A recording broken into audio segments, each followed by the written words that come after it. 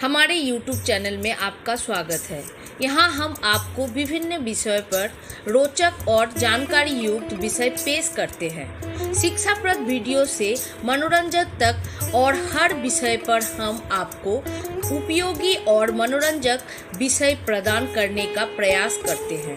हमारे नवीनतम वीडियो से अवगत रहने के लिए हमारे चैनल को सब्सक्राइब जरूर करें।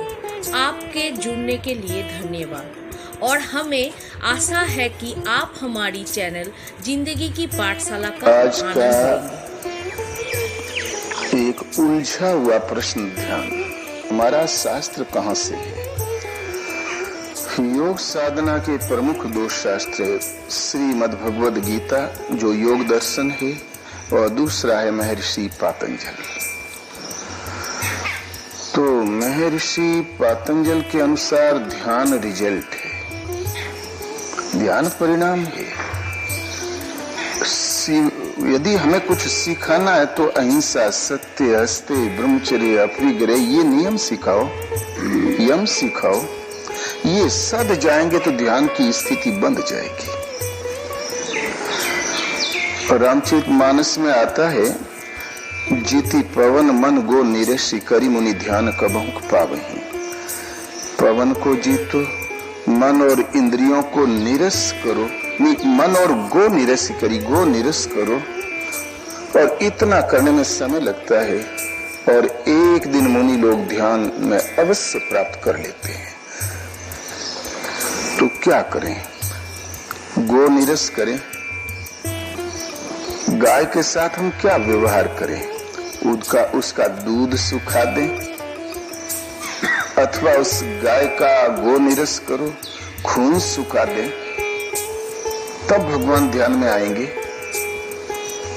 माना कि गाय नाम का संसार में एक पशु है, किंतु हमारे प्राचीन वैदिक काल में गो माने इंद्रिय था।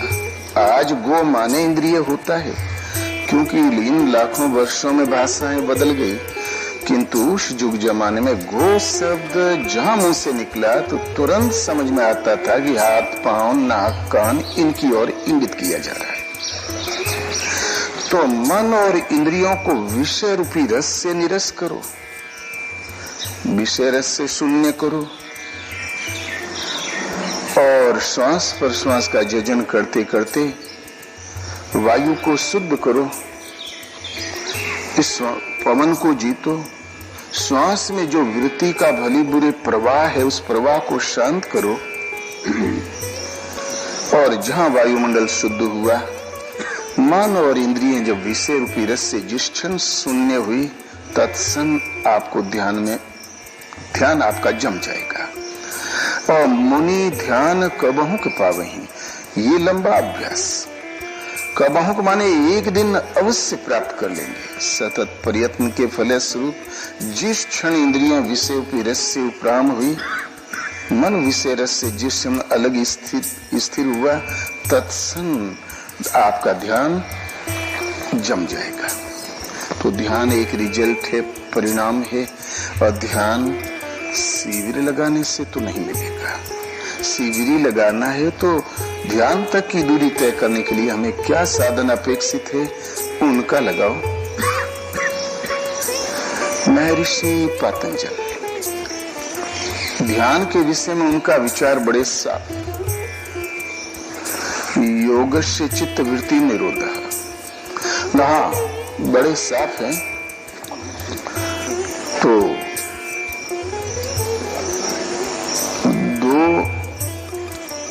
भला योग क्या? ये योग दर्शन है। योग है क्या? अथ योगानु आशासनम, योग एक अनुशासन है।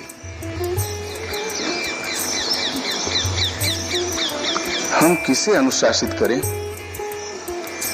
परिवार को, बच्चों को, समाज को कि राष्ट्र को या दुनिया को?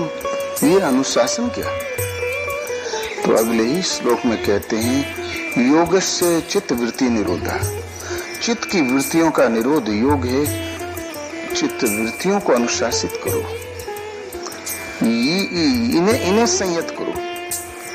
माँ चित्त वृत्तियां तो बड़ी चंचल है, इनमें उद्वेग उठाई करते हैं। ये संयत भला कैसे?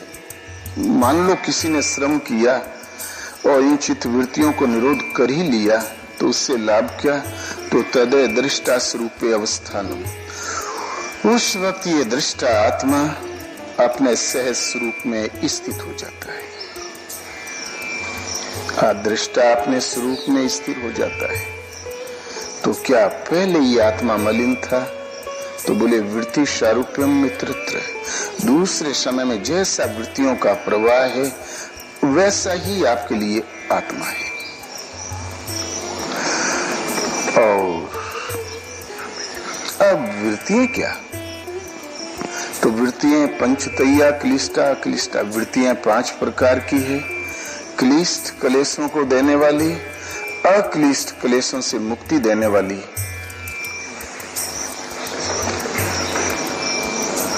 और भला उनके नाम प्रमाण, विपर्य, विकल्प, निद्रा और स्मृति। वास्तव में वृत्तियां तो अनंत है, किंतु इन महापुरुष ने उसको 5 भागों में बांटा है। इन वृत्तियों का निरोध के लिए हम क्या उपाय करें? अभ्यास वैराग्याभ्याम तन्निरोधे, अभ्यास और वैराग्य के द्वारा ये चित्त की वृत्तियों का भली प्रकार निरोध हो जाता है। तत्र स्थितो यत्नोभ्यास, उनमें से चित्त को रोकने का प्रयत्न अभ्यास से, और देखी और सुनी हुई विषय वस्तुओं में राग लगाव का त्याग वैराग्य है। तो हम चित्त को वृत्तियों को रोकने के लिए प्रयत्न कहाँ करें, किसमें करें?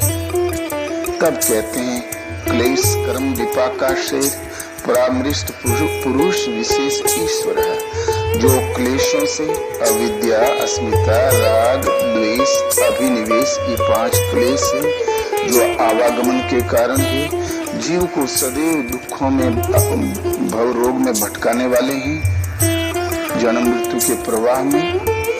इन क्लेशों से, कर्म से, कर्मों के संग्रह और उसके परिणाम से जो मुक्त है वो विशेष पुरुष ईश्वर है। इसका मतलब कभी ये कर्म इनके पीछे लगे थे, आज नहीं है। यदि लगे ही नहीं होते तो इनको बीच में लगाने की कौन जरूरत थी? क्लेश, कर्म, कर्म का संग्रह है, विपाक और आशय, वो जब अपना परिणाम देते हैं, प्रकट होते हैं और जैसे संस्कार है वैसा घुमा देते हैं। इनसे जो मुक्त है वो विशेष पुरुष ईश्वर है। वो गुरुओं का भी गुरु, काल से अतीत, तस्य वाचका प्रणवा, उसका वाचक नाम प्रणव है। ओंकार, ओम के 2 नाम है, एक प्रणव, एक ओम, अर्थ दोनों का एक। तज्जपस तदर्थ भावनम, उस ओम का जाप कर और उसके अर्थ स्वरूप जो ईश्वर है उसका ध्यान धर। तो ध्यान के लिए केंद्र बिंदु पतंजलि योगेश्वर ने स्वयं निश्चित किया। ध्यान में ईश्वर का करना है और ईश्वर क्लेश, कर्म, विपाक और आशय से जो अत्यंत उपराम है, निर्लेप है, वो गुरुओं का गुरु, काल से अतीत, अव्यक्त पुरुष,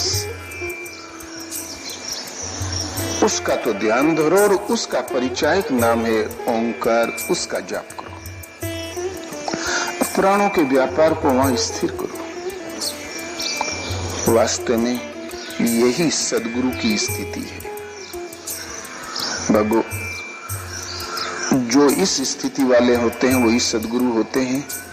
ऐसे क्लेश, कर्म, विपाक आशय, इनसे जो अत्यंत उपराम हो चुके हों वो दृष्टा की स्वरूप में स्थिति वाले होते हैं। वो गुरुओं के गुरु, काल से अतीत, उनका वाचक नाम ओंकार, ओम का जाप करो और उसके अर्थ स्वरूप ईश्वर का ध्यान धरो। ध्यान के लिए एक निश्चित स्वरूप है और जाप के लिए भी ओम। इसके प्रभाव से तुम अंतराय विघ्नों से मुक्त हो जाओगे और अंतरात्मा में स्थिति प्राप्त कर लोगे। बाहरी विघ्न तो होता है, कोई घटना घट गई, भूतों से मिलने वाला क्लेश, दैहिक बाह्य रोग आ गए, दैविक कोई प्रकोप, भूकंप, जमीन फट गई, कुछ भी हो सकता है। लेकिन अंतराय विघ्न होते हैं, बाहर उसका आकार देखने को नहीं मिलता। वो है व्याधि, स्त्यान, संशय, प्रमाद, आलस्य, अवृत्ति, भ्रांति दर्शन, अलब्ध भूमिकत्व। ये विक्षेप है, अंतराय विघ्न है। ये भीतर ही भीतर कोसते रहते हैं। कभी कभी आप भजन में बैठोगे, बोले मन नहीं लगता है। क्यों? मन किसी विकार में खिंच गया, हमारा किसी प्रवाह में बह चुका है, मन नहीं लगता। तो व्याधि एक तो होता है रोग, दूसरा मोह सकल व्याधि न कर मूला, तीन ते पुनि उपजहि बहु सूला, काम बात कफ लोभ अपारा, क्रोध पित्त नित छाती जारा। मोह संपूर्ण व्याधियों का मूल है। काम बात है, कब लोभ है, क्रोध पित्त है, जो निरंतर छाती जलाता रहता है इस जीव की। प्रीति करहीं जो तीनों भाई, उपजई सन्नपात दुखदाई। काम क्रोध लोभ तीनों भाई एक साथ एक हृदय में कार्य करने लगे तो सन्निपात दुखदाई, सह निपात निकट मृत्यु। तृष्णा उदर वृद्धि यदि अति भारी, उदर संबंधी सूल है।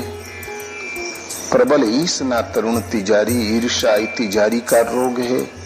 15-25 रोग गिनाए। ये जीव के लिए भव बाधा का कारण यही है, इसलिए व्याधि कहलाते हैं। ये अंदर ही अंदर काम क्रोध मोह लोभ, इसका कोई उद्वेग आपको फेंकता है। व्याधि, स्त्यान, और फिर कर लेंगे संशय। ये ठीक भी है साधना की नहीं। अविरति, कुछ संग दोष ऐसा पड़ गया कि वैराग्य ठंडा पड़ गया, वही अच्छा लगने लगा। भ्रांति दर्शन, कभी कभी संदेह भी हो जाता है। प्रमाद, व्यर्थ की चेष्टाओं में फंस जाना। जब हम योगी हो जाएंगे तो ये करेंगे, आसमान का तारा लाके रख देंगे। आलस्य, खान हम करना चाहते हैं और अभी करेंगे, उठेंगे, बैठेंगे, दिन बीतता जा रहा, होता कभी नहीं। कभी खान पान से, ये आलस्य को झटक के फेंकना होगा। ये अंतराय विघ्न ऐसे हैं जो बाहर तो नहीं दिखाई देते, भीतर ही भीतर खोद के आपको अपने स्वरूप से, लक्ष्य से वंचित कर देते हैं। तो ये व्याधि शांत हो जाएगी, अंतरात्मा का दर्शन और स्थिति मिल जाएगी। केवल ईश्वर का ध्यान और ओम का जप। लेकिन हम ईश्वर का चिंतन करेंगे, जाप करेंगे, लेकिन हम टिक नहीं पाते। इसके लिए है अष्टांगिक योग, यम, नियम, आसन, प्राणायाम, प्रत्याहार, धारणा, ध्यान और समाधि। ध्यान 7वें स्तर पर, फिर तो केवल समाहित होना भर बाकी है। प्रश्न खड़ा होता है कि भजन हमारा स्टार्ट हुआ कि नहीं, क्या पहचान है? तप, स्वाध्याय, ईश्वर प्रणिधानानि क्रिया योगा। तप, मन सहित इंद्रियों को इष्ट के अनुरूप तपाना, तप कहलाता है। स्वाध्याय, जब हम इष्ट के अनुरूप लगेंगे तो मन कितना लगा और कितना नहीं लग सका, ईश्वर के चिंतन को कितना संभाल सका और कितना बह गया है, इस स्वयं का अध्ययन करो। साधना, योग साधना को समझते हुए इसका अध्ययन करो। ये स्वाध्याय है। जहां जहां त्रुटि पाओ वहां से घेर के मन को पुनः लगाओ और ईश्वर प्रणिधान, अपने बल पर कुछ नहीं, भगवान की शरण जाओ, समर्पण के साथ लगो। जहां इतना शुरू करते बना क्रिया योगा, योग की क्रिया आरंभ हो गई। फिर अहिंसा, सत्य, अस्तेय, ब्रह्मचर्य, अपरिग्रह, इनका भली प्रकार पालन, यह है फाउंडेशन। इनको हमें दबाकर रखना पड़ता है। नियम, यम माने इसको साधना पड़ता है, ये फाउंडेशन है। इसी पे वो योग की साधना की मशीन फिट होगी। नियम, शौच, संतोष, तप, स्वाध्याय, ईश्वर प्रणिधान, ये नियम है जिसका हमें निर्वाह करना है।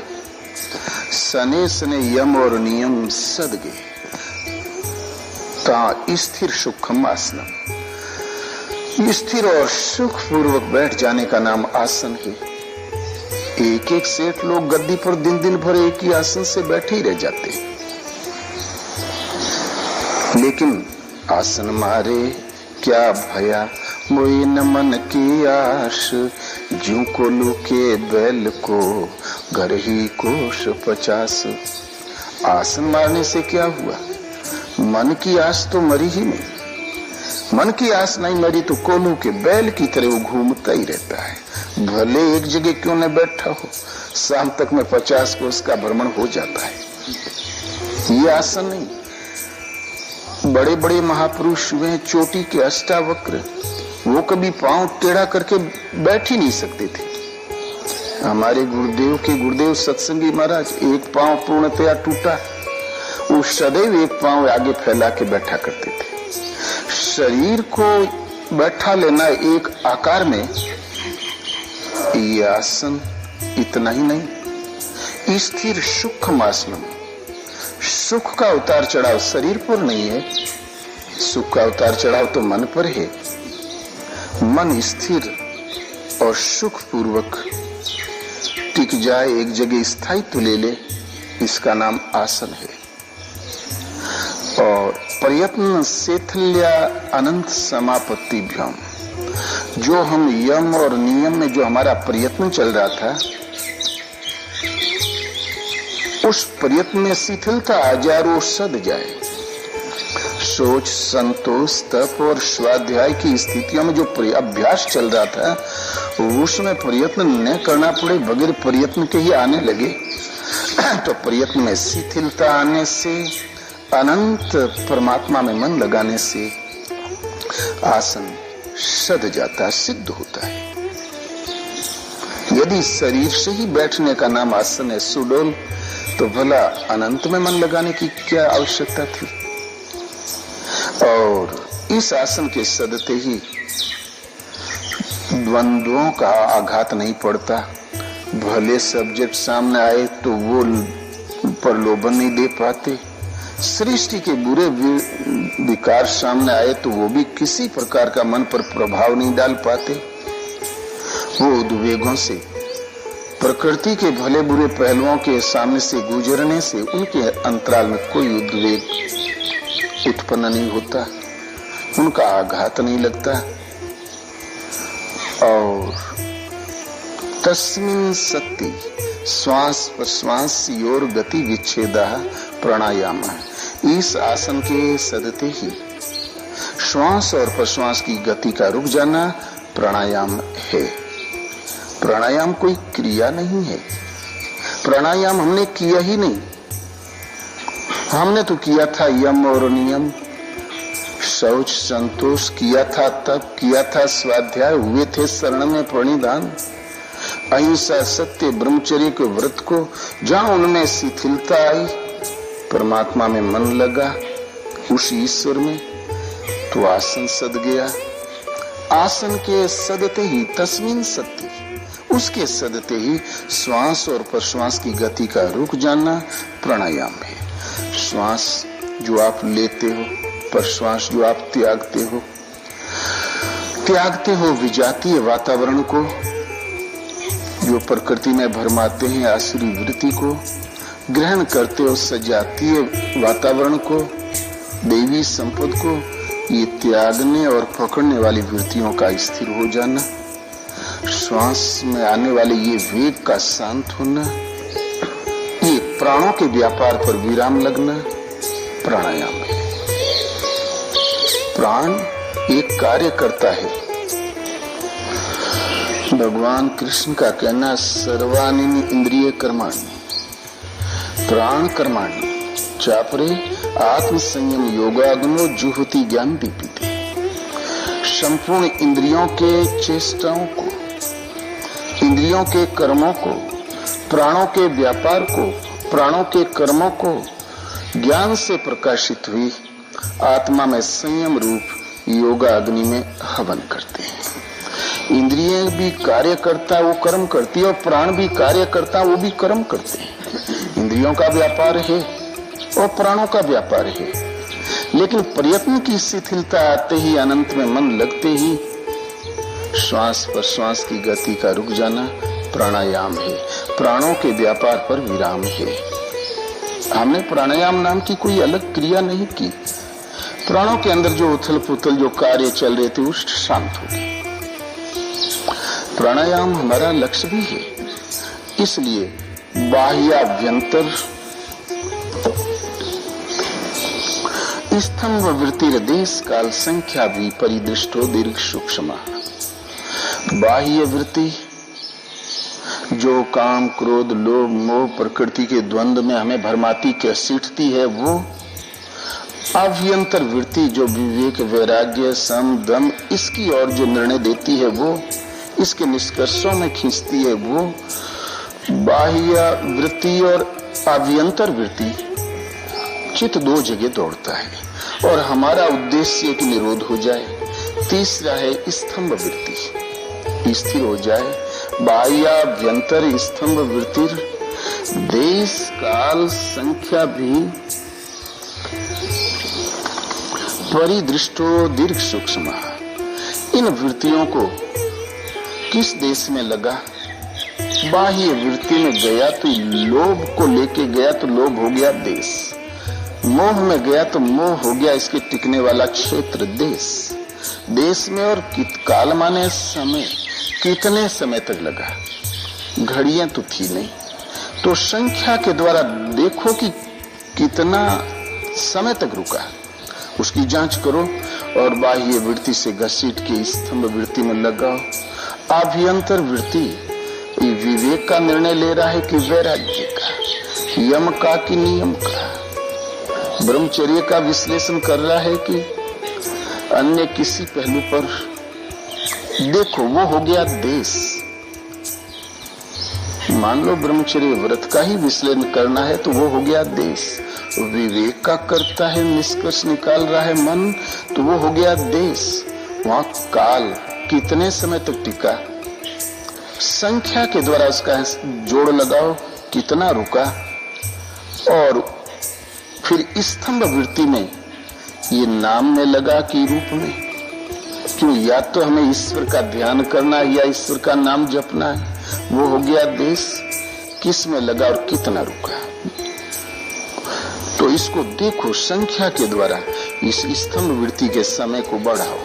अभ्यंतर वृत्ति में जिस देश में जितना लगा उससे घटाओ, उसकी जांच करो और फिर स्तंभ में लगाओ। बाहर भागा तो किन कारणों से भागा, किस स्थान में टिका, वो है देश। उसकी संख्या के द्वारा जांच करो, उसको घटाओ और फिर स्तंभ वृत्ति में लगाओ। इस प्रकार भली प्रकार देखा जाता हुआ हल्का सूक्ष्म और स्थिर हो जाता है। ये तीन तरीके से जांपा जाता है। इस श्वास को घटाओ बढ़ाओ, भीतर खींचो बाहर छोड़ो, इससे मतलब नहीं है। श्वास ने आपका क्या बिगाड़ा है? ये तो शरीर एक मशीन है, इसका पेट्रोल है।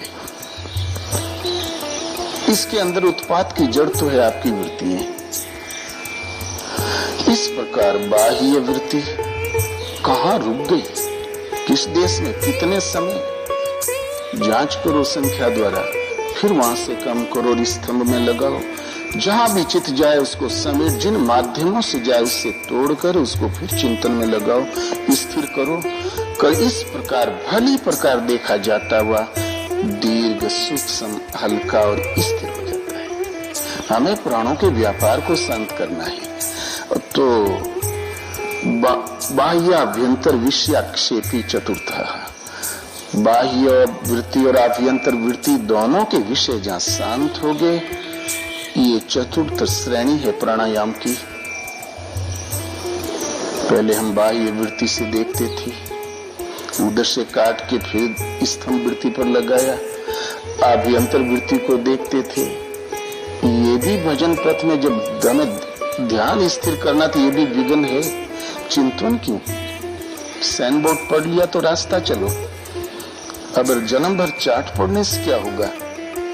इसलिए अध्ययन भी वहां पर बाधा हो जाती है। तो वहां अभ्यंतर वृत्ति से घसीट के लगाओ 2 पॉइंट, तीसरा स्तंभ वृत्ति, चौथा हमें मेहनत न करना पड़े और लग जाए। चतुर्थ अवस्था है प्राणायाम की। इस प्राणायाम और यदि आपका आसन सद गया तो श्वास प्रश्वास में आने वाला उद्वेग जिस क्षण शांत हुआ तो प्राणायाम कोई क्रिया नहीं है। क्रिया तो वही है यम और नियम, सोच संतोष तप स्वाध्याय। उसके द्वारा जब आसन स्थिर सुखम आसन, मन स्थिर सुख पूर्वक जब टिकने लगे, ये ऐसा तभी संभव है जो हम प्रयत्न कर रहे थे। यम नियम प्रयत्न में शिथिलता आ जाए, अनंत परमात्मा में जब मन लग जाए, इसके सदते ही श्वास प्रश्वास में भले और बुरे जो उद्वेग चल रहा था, उस वायु का शांत हो जाना प्राणायाम। ये एक रिजल्ट है। भजन आपको यम नियम से ही करना होगा और इस प्राणायाम के सदते ही और तत्क्षीयते प्रकाशावरणम, प्रकाश का आवरण क्षीण हो जाता है। आत्मा और आपके बीच में जो आवरण पड़ा हुआ मलावरण विक्षेप, वो क्षीण हो जाते हैं और धारणा सूचे योग्यता मनसा, और धारण करने की मन में योग्यता आ जाती है। हम यदि नाम जपते हैं, हम जपते हैं और मन भागता है, उस नाम को हम धारण नहीं कर पाते। और ईश्वर का ध्यान है, क्लेश कर्मों से मुक्त उस तत्वदर्शी विशेष पुरुष जो काल से अतीत गुरुओं का गुरु है, ऐसे पुरुष वो सदगुरु कहलाते हैं। हम ध्यान धरते हैं, पदनख में सूरत लगाते हैं और मन भागता है। हम धारण करते हैं अंतःकरण में और वो भागता है। किंतु प्राणायाम के सदते ही धारण करने की क्षमता आ जाती है। धारणा सोचे योग्यता मनसा, जहाँ चित्त को लग और तत्र प्रत्येक तांता ध्यानम। पहले आप धारण करते हो, टिकता ही नहीं। देश बंद चित्त से धारणा, जिस देश में चित्त को लगाया जाए उस लगाने का नाम धारणा है। हम लगाते हैं और लगता ही नहीं, किंतु प्राणायाम के सदते ही धारणा में योग्य धारण करने की क्षमता आ जाती है। और वो धारणा के पश्चात नंबर आता है ध्यान का, तत्र प्रत्येक तांता ध्यानम। जहाँ चित्त को लगाया जाए और वृत्ति का एक तार चलना ध्यान है। इस सूत्र ने बहुत भरमाया है लोगों को। लोग कहते हैं कहीं भी वृत्ति को एक तार चला लो। किसी ने तो यहाँ तक कह डाला, विषय वासना वृत्ति बढ़िया केंद्रित होती, हो गया ध्यान। हम बोले हीरोइन पी लो, हो गया ध्यान। खप्तुलवास होने का नाम ध्यान नहीं है। ध्यान के द्वारा हमें पाना है वो अभिष्ट सिद्धि परम तत्व को। तो परम तत्व के लिए महायोगेश्वर ने ध्यान के लिए केंद्र स्वयं निश्चित किया है। क्लेश कर्मों से जो विपाक और आशय से जो ऊपर उठ गए हों, वो विशेष पुरुष स्वयं की स्थिति वाले ईश्वर हैं। उनका वाचक नाम प्रणव है। उसका जाप कर, उसके अर्थ स्वरूप ईश्वर का ध्यान धर, अंतराय विघ्न भी शांत हो जाएंगे और अंतरात्मा में स्थिति प्राप्त कर लोगे। तो ध्यान के लिए तो ये महापुरुष स्वयं केंद्र बताते हैं, तब हम कुछ भी क्यों ध्यान।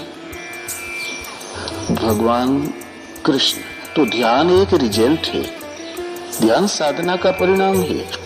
इसके बाद तो केवल जहाँ वृत्ति का एक तार चल रहा है श्वास में अथवा तत्वदर्शी के ईश्वर के स्वरूप के दर्शन में, जहाँ वृत्ति एक तार चल रही है, वृत्ति चल रही हो, वृत्ति का विलुप्त हो जाना, लक्ष्य मात्र रह जाना समाधि है। तदैव अर्थ मात्र निर्भासन स्वरूप शून्यम इव समाधि। जिससे तुम देखते हो वो भर रह जाए, चित्त का निज स्वरूप शून्य हो जाए, इसका नाम है समाधि। सम आदि से समाधि। जो आदि तत्व है, अनादि तत्व है परमात्मा, उसके साथ समत्व मिल जाता है। किसी का भी ध्यान कर लो, ये संभव नहीं तो कुछ भी फूल देख लो, गधा देख लो, विषय देख लो, इससे काम नहीं चलेगा। हमें ये देखना कि महापुरुष करते क्या है, महात्मा क्या होते हैं। परम का स्पर्श करके परम भाव की स्थिति, उस स्थिति के लिए शरीर तो एक मकान है, साधन धाम मोक्ष कर द्वारा, किंतु होते वो महापुरुष मानव तन के आधार वाले। कृष्ण कहते हैं मैं इस मनुष्य शरीर के आधार वाला हूँ, अति उत्तम अविनाशी परम भाव में स्थित हूँ, संपूर्ण लोकों के महान ईश्वर के रूप में प्रतिष्ठित हूँ। मेरे इस भाव को न जानने वाले मूढ़ लोग, अविवेकी जन मुझे मनुष्य कहकर पुकारते हैं, तुच्छ कहकर पुकारते हैं। महात्मा क्या होते हैं? परम का स्पर्श करके परम भाव की स्थिति को प्राप्त कर लेते हैं।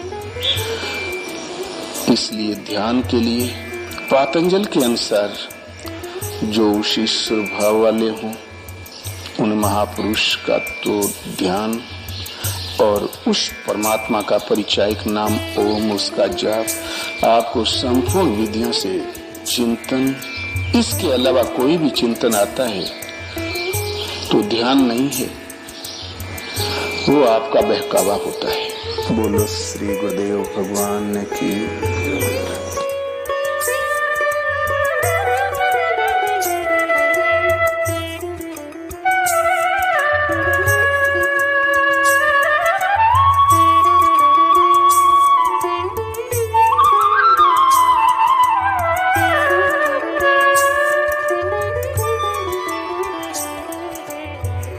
ब्रह्मानंदं परमसुखदं केवलं ज्ञानमूर्तिं द्वन्द्वातीतं गगनसदृशं तत्त्वमस्यादिलक्षणम् एकं नित्यं विमलमचलं सर्वधी साक्षी भूतं भावातीतं त्रिगुणरहितं सद्गुरुं त्वं नमामि।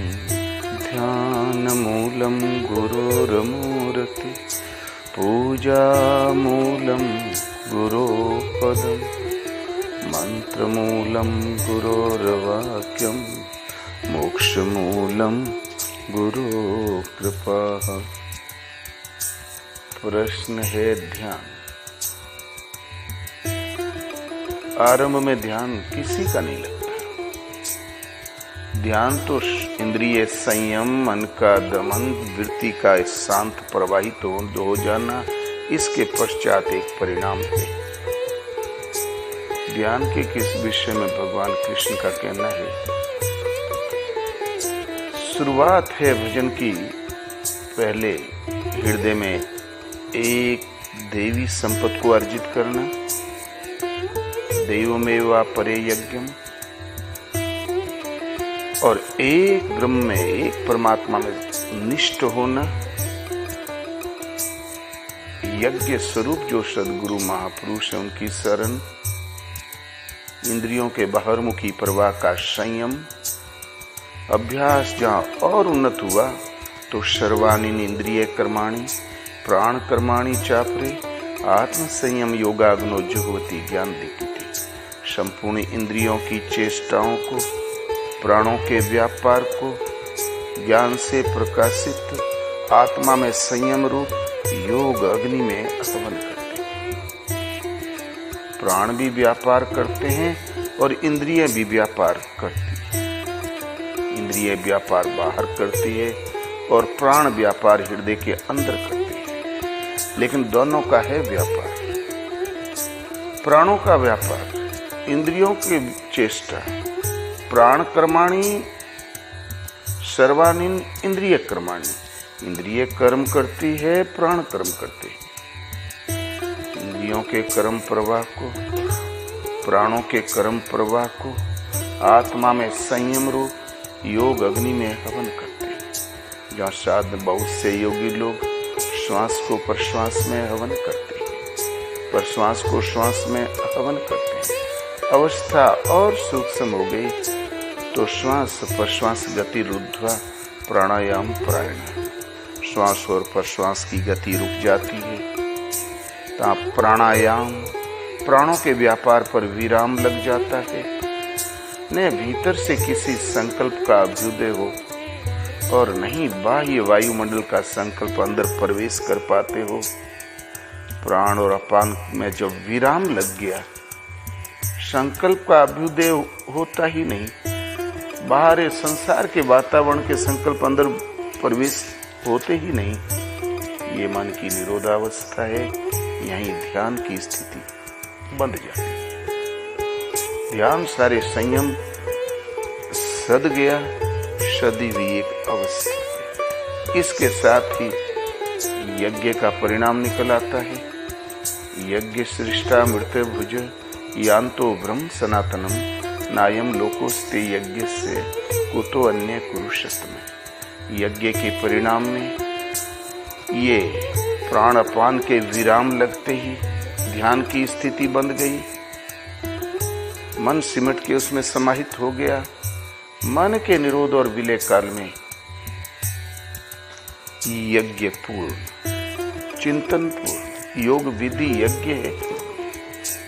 यज्ञ की पूर्ति में जो अवशेष छोड़ता यज्ञ, उस ज्ञाना अमृत को पान करने वाला योगी सनातन ब्रह्म में प्रवेश पा जाता है। यज्ञ करने का अधिकार किसको? तो दो हाथ पैर वाले मानव को। यज्ञ रहित पुरुष के लिए दोबारे मनुष्य शरीर भी सुलभ नहीं है, तो भला परलोक कैसे सुलभ होगा? अर्थात यज्ञ करने का अधिकार मनुष्य को है। और चाहे उत्तरी ध्रुव पे जन्मा हो, चाहे भारत में, अरब में जन्मा हो, चाहे ऑस्ट्रेलिया में, कोई फर्क नहीं।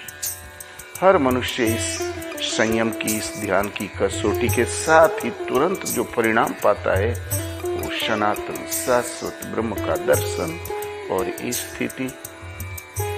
यज्ञ सृष्टा मृत्य भुजे, यज्ञ की पूर्ति काल में यज्ञ जो अवशेष छोड़ता हो अमृत तत्व है, मृत्यु से परे अविनाशी तत्व है।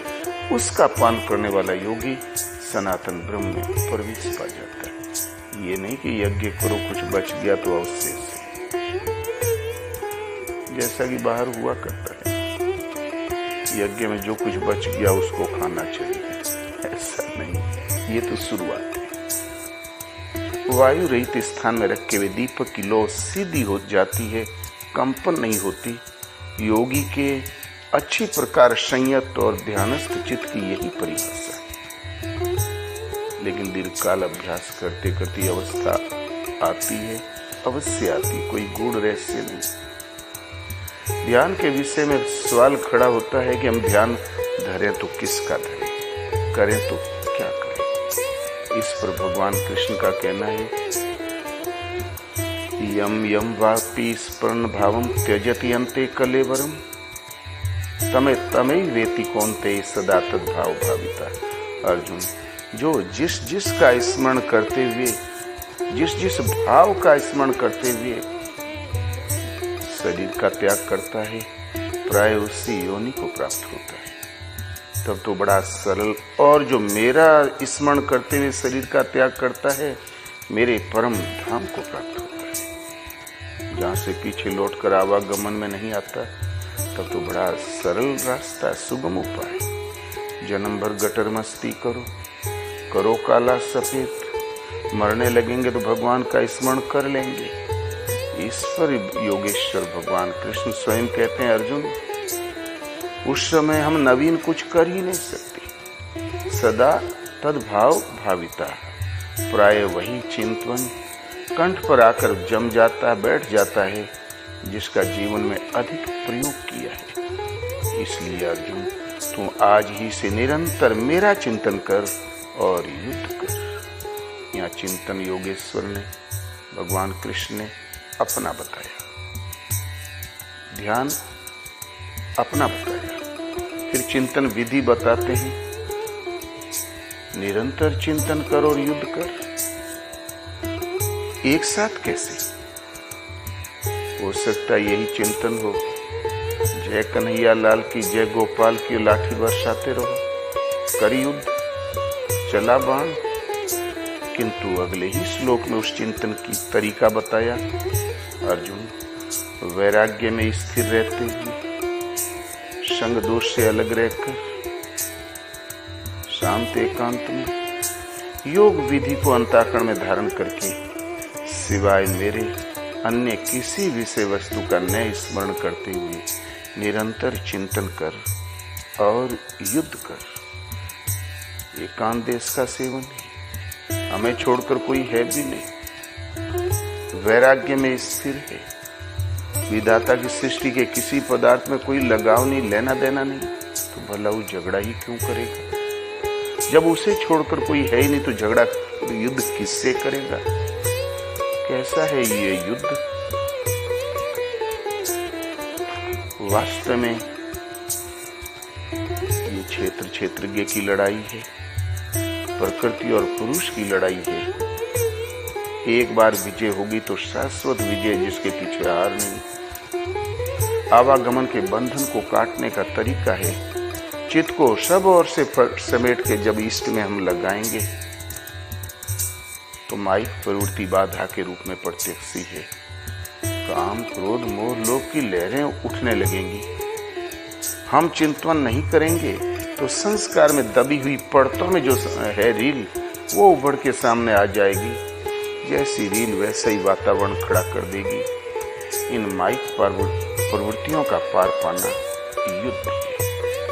ये चिंतन में ही, सुमरण में ही संभव है। सिवाय मेरे अन्य किसी विषय वस्तु का न स्मरण करते हुए निरंतर चिंतन कर। मान लो ये टॉर्च भगवान है तो टेबल ने दिखाई पड़े, जमीन ने दिखाई पड़े। यदि पड़ता ही है दिखाई तो आपका चिंतन अधूरा है। वास्तव में अंतःकरण की लड़ाई है। यहाँ भगवान कृष्ण ने निरंतर चिंतन अपना बताया। आगे इससे भी ठोस ध्यान का विवरण देते हैं। अर्जुन, यदक्षरम वेद विदो वदन्ति विशन्ति यद्यतयो वीतरागः यदि छन्नति ब्रह्मचर्यम चरन्ति तत्ते पदम संग्रहेण प्रवक्ष्ये। श्लोक तो लंबे चौड़े, समय नष्ट होगा।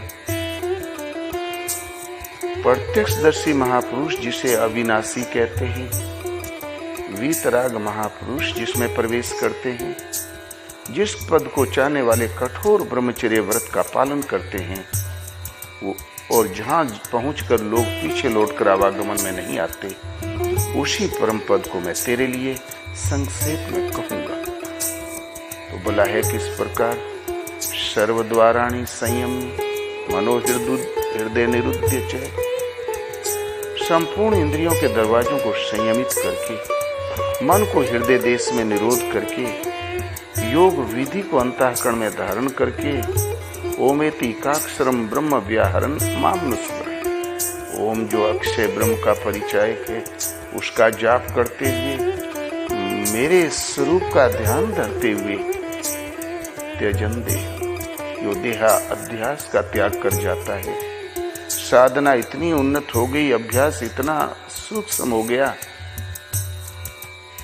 कि देह का भान ही शांत हो गया। ततो याति परम गति, तत्सन वो परम गति को प्राप्त कर लेता है। यहाँ भगवान कृष्ण ने नाम ओम का और ध्यान अपना। ये प्रश्न अलग है कि कृष्ण कौन और कैसे धरे, वो तो 5000 वर्ष पूर्व हो गए। आज दिखाई तो देते नहीं, उनका स्मरण करें तो कैसे करें? ये प्रश्न आगे आएगा। हम बाद में आगे कहते हैं, अनन्य चेता सत्तम यो माम स्मृति नित्य सह तस्य हम सुलभ पार्थ नित्य युक्त से योगिना। अनन्य चेता, अनन्य माने अन्य ने, मुझे छोड़कर अन्य किसी का स्मरण न करते हुए निरंतर स्मरण करता है, उसके लिए मैं सुलभ हूं अर्जुन। आपके सुलभ होने से फायदा क्या, लाभ क्या? मामुपेत्य पुनर्जन्म दुखालयम अशाश्वतम नाप्नुवन्ति महात्मान संसिद्धिं परमां गता। मुझे प्राप्त होकर दुखों की खान क्षण भंगुर पुनर्जन्म को नहीं प्राप्त होती, बल्कि ये भक्तजन मेरे अविनाशी पद को प्राप्त होते। अब प्रश्न स्वाभाविक है, ये दुखों की खान क्षण भंगुर की परिधि में आता कौन कौन है? ये श्रेणी कहां तक है? इस पर कहते हैं, आ ब्रह्म भूना लोका पुनरावर्ती नोर्जुन मामुपेत्य तू कौन्तेय पुनर्जन्म न विद्यते। स्वयं सृष्टि के रचयिता विधाता, उनसे उत्पन्न या अदिति अदिति की संतानें, देव दानव मानव सूर्य चंद्र यौन मात्र जगत पुनरावर्ती स्वभाव वाले हैं। आज हैं तो कल नहीं रह जाएंगे, परिवर्तनशील हैं, किंतु दुखों की खान है। किंतु अर्जुन, मेरा भक्त कभी नष्ट नहीं होता, इसलिए एकमात्र मेरा स्मरण कर। यहाँ भगवान कृष्ण ने विधाता और उनसे उत्पन्न सृष्टि को नश्वर अस्तित्व विहीन दुखों की खान बताया और ध्यान के लिए स्वरूप अपना बताया। कृष्ण एक सद्गुरु थे, योगेश्वर, भगवत्ता को प्राप्त होके भगवत स्वरूप थे।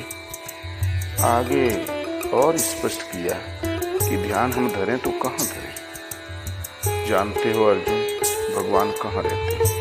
ईश्वर सर्वभूतानां हृदय अर्जुन तिष्ठति भ्राम्यां सर्वभूतानि यंत्रारूढ़ानि माया। अर्जुन, वह परमात्मा, वह ईश्वर समस्त प्राणियों के हृदय देश में वास करता है। इतना समीप हृदय के अंदर, तब लोग देखते क्यों नहीं? माया रूपी यंत्र में आरूढ़ होकर भ्रमवश भटकते ही रहते हैं, इसलिए नहीं देखते। माया एक यंत्र है और आरूढ़ हो गए हम। इतना निपटा में, इतना निपटा में, इतने में अपने ही निपट गए। माया रूपी यंत्र में आरूढ़ होकर भ्रमवश भटकते ही रहते हैं, इसलिए नहीं देखते। ईश्वर हृदय में है, तब शरण किसकी जाए?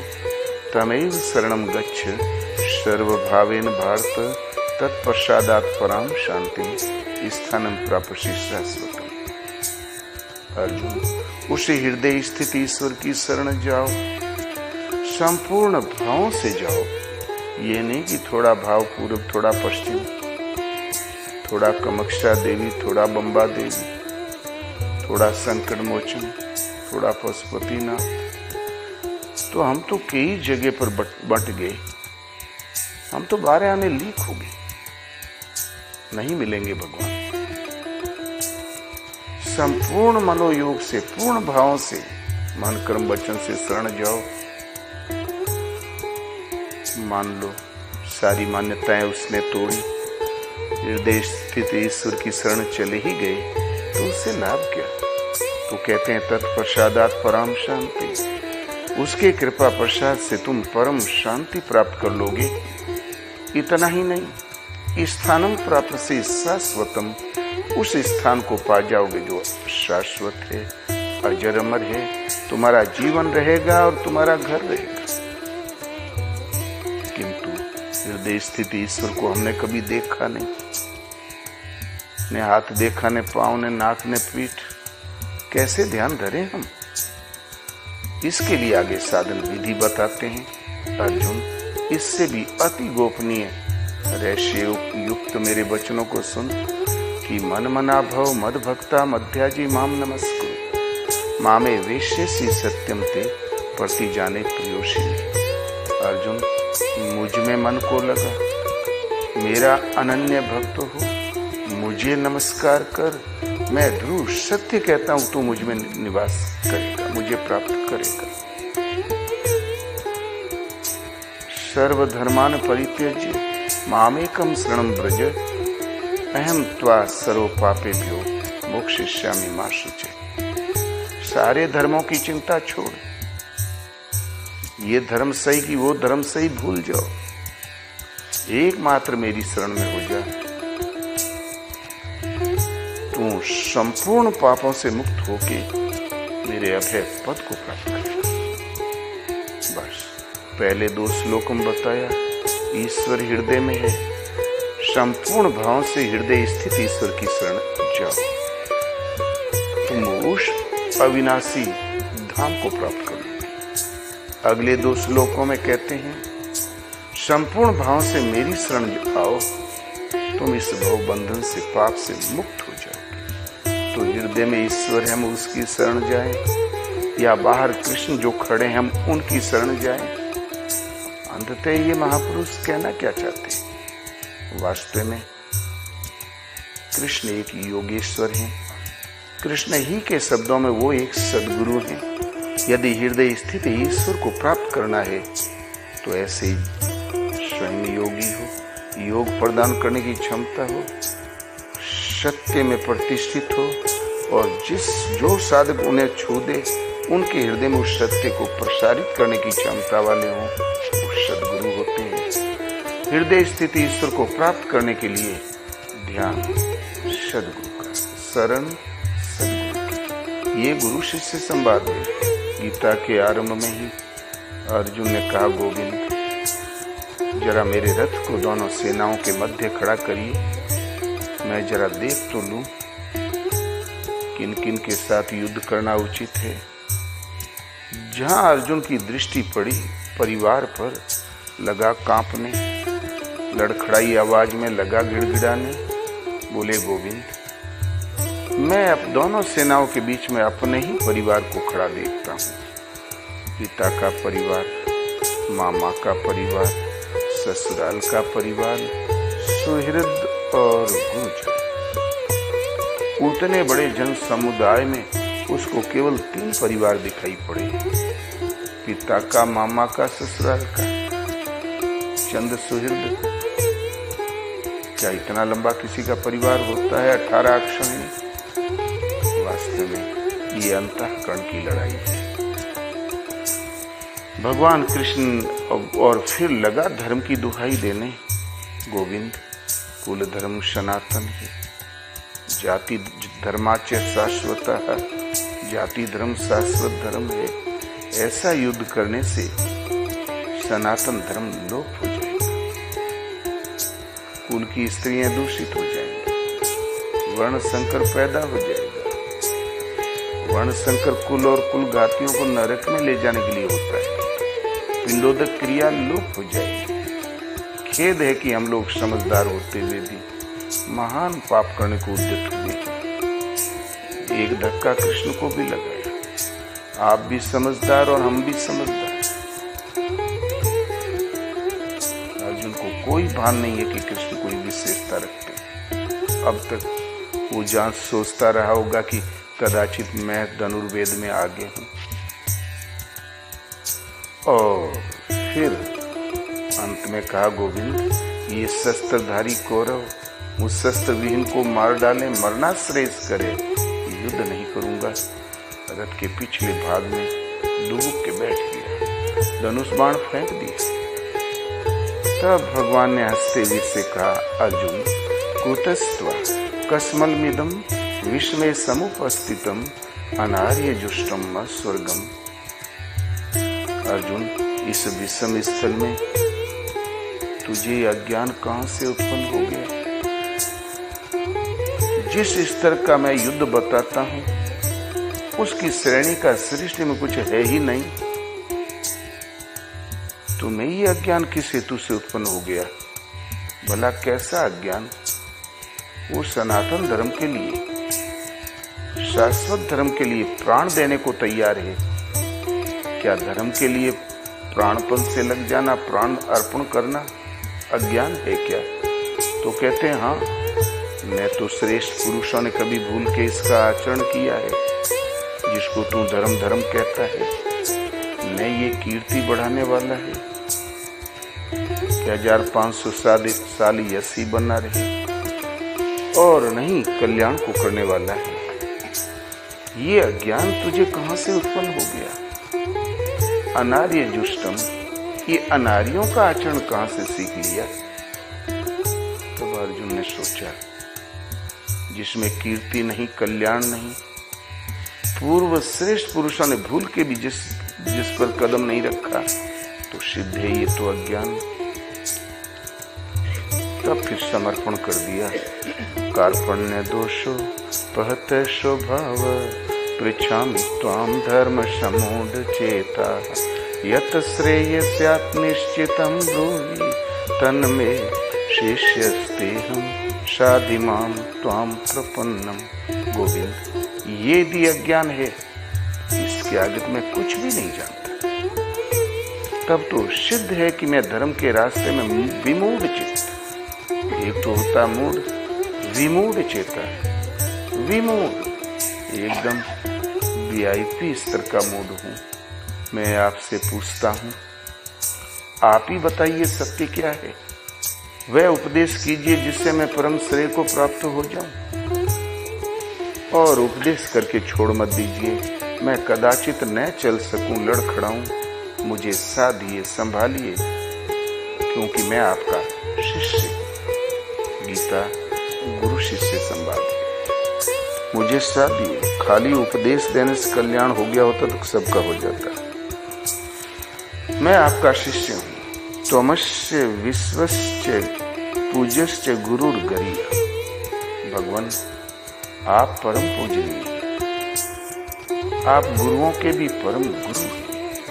गीता गुरु शिष्य संवाद। कृष्ण एक सदगुरु है। एक स्थान पर उन्होंने परिचय दिया, अवजानन्ति माम मूढ़ा मानुषीं तनुमाश्रितां, परम भाव मजानन्तु मम भूत महेश्वर। मूढ़ लोग मुझे नहीं जानते, मैं उस परम का स्पर्श करके परम भाव में स्थित हूं। ऐसे परम शाश्वत भाव को नहीं जानते, किंतु हूं मनुष्य शरीर के आधार वाला, इसलिए मूढ़ लोग मुझे मनुष्य कहकर पुकारते। महापुरुष क्या होता है? अभ्यास करते करते परम का स्पर्श करके, परम तत्व परमात्मा का स्पर्श करके उसी परम भाव में स्थित हो जाते हैं। मूढ़ लोग मनुष्य कहकर पुकारते हैं, किंतु जो भक्तजन है अनन्य श्रद्धा से युक्त होकर बसते भी। कृष्ण एक सदगुरु हैं, योगेश्वर हैं। संजय प्रत्यक्षदर्शी था। जो कुछ अर्जुन ने देखा भगवान के विराट स्वरूप को, उन उपदेशों को, अक्षर से संजय ने भी वही सब कुछ देखा। उसी के प्रभाव से अपने को परलोकवासी भी बनाया। अंत में संजय ने कहा, राजन, विजय पांडवों की होगी, कारण कि यत्र योगेश्वरो कृष्ण यत्र पार्थो धनुर्धर तत्र शरीर विजयोर्भूति ध्रुवा नीतिर्मतिर्मम। जहाँ योगेश्वर कृष्ण स्वयं योगी हो, अन्य को योग प्रदान करने की जिनमें क्षमता हो, उन्हें योगेश्वर कहते हैं। योग और ईश्वर, ईश्वर माने मालिक, जो योग का मालिक हो। ये वस्तु हम किसी को दे सकें तब तो हम मालिक, केवल ताक के बैठे हैं तो हम चपड़ासी, तब कैसा योगेश्वर? स्वयं योगी हो और योग प्रदान करने की जिनमें क्षमता हो, उन्हें योगेश्वर कहते हैं। जहाँ योगेश्वर कृष्ण है, जहाँ ध्यान को धारण करने वाला अर्जुन है, महात्मा अर्जुन, वो लक्ष्य पर निशाना साधने वाला पार्थ है, अर्जुन है, वहीं विजय है, श्री है, अचल नीति और विभूति है। विजय पांडवों की होगी। वो प्रत्यक्षदर्शी था, भगवान को योगेश्वर कहकर संबोधित किया। कृष्ण एक योगेश्वर थे। एक स्थान पर भगवान ने अपना परिचय बड़ा क्रियात्मक दिया। कहते हैं अर्जुन, इस नियत कर्म को किए बिना न कोई सृष्टि में प्राप्त कर सका है उस परम तत्व को, और नहीं भविष्य में प्राप्त कर सकेगा। तो हम किंतु कर्मों के परिणाम में आत्मा विदित है, आत्मा स्थित है, आत्मा तृप्त है। उस पुरुष के लिए किंचित भी कर्तव्य शेष नहीं। कर्म किए जाने से लाभ है, नहीं छोड़ने से कोई हानि है। फिर भी वे महापुरुष पीछे वालों की हित की इच्छा से भली प्रकार कर्म में बरतते हैं। अगले श्लोक में इनसे समानता करते हुए अपना परिचय दिया। अर्जुन, मुझे भी तीनों कालों में कोई कर्तव्य शेष नहीं है। ये कर्म किए जाने से न लाभ है न छोड़ने से कोई हानि, नहीं प्राप्त होने योग्य वस्तु कोई अप्राप्त है। फिर भी मैं पीछे वालों की हित की इच्छा से भली प्रकार क्रिया में बरतता हूँ। सावधान होकर कदाचित मैं न बरतूं तो समाज मेरे बर्ताव के अनुसार बरतने लग जाएगी और समाज नष्ट हो जाएगा। समाज वर्ण संकर हो जाएगा, समाज की हत्या हो जाएगी और मैं इसको मारने वाला हत्यारा बनूं। इसलिए ज्ञानी को चाहिए जो कर्मों में आसक्त अज्ञानी है उनकी बुद्धि में भेद न उत्पन्न करे, बल्कि स्वयं भली प्रकार करते हुए उनसे करवावे। कारण कि कर्म करके ही परम निष्कर्मी स्थिति को प्राप्त किया जा सकता है। पहले भगवान ने आत्मतृप्त आत्मस्थित महापुरुष के लक्षण बताए कि उसका अब कर्म करने से कोई लाभ नहीं, अब प्राप्त होने योग्य कोई वस्तु अप्राप्त नहीं। फिर उनसे समानता करते हुए अपना परिचय दिया। मुझे भी अर्जुन कर्म करने से अब कोई लाभ नहीं, छोड़ने से कोई क्षति नहीं, न करे कोई हर्जा नहीं। अब भजन हमार हरि करे हम पायो विश्राम, वो हो गए पेंशनियर। प्राप्त होने योग्य वस्तु अप्राप्त नहीं, फिर भी मैं लोकहित के लिए करता हूं। पहले महापुरुष की स्थित प्रज्ञ महापुरुष के लक्षण बताए, उनसे समानता करते हुए अपना परिचय दिया। अर्थात भगवान कृष्ण ही के शब्दों में कृष्ण एक योगेश्वर है। एक स्थान पर कहते हैं, अनेक जन्म भजन करते करते जो अंतिम प्राप्ति वाला जन्म है वो ज्ञानी भक्त मेरा स्वरूप है। मैं उसमें हूँ, वो मुझ में है। मुझे हटा दो, उसे बैठा दो, पूर्ति हो जाएगी। उसे हटा दो, मुझे बैठा दो, एक ही बात। अर्थात कृष्ण ही के शब्दों में कृष्ण एक योगेश्वर है, सद्गुरु है। श्री कृष्ण जो भी रहे हो परम तत्व परमात्मा, लेकिन वो उनकी सीट सबके लिए सुलभ।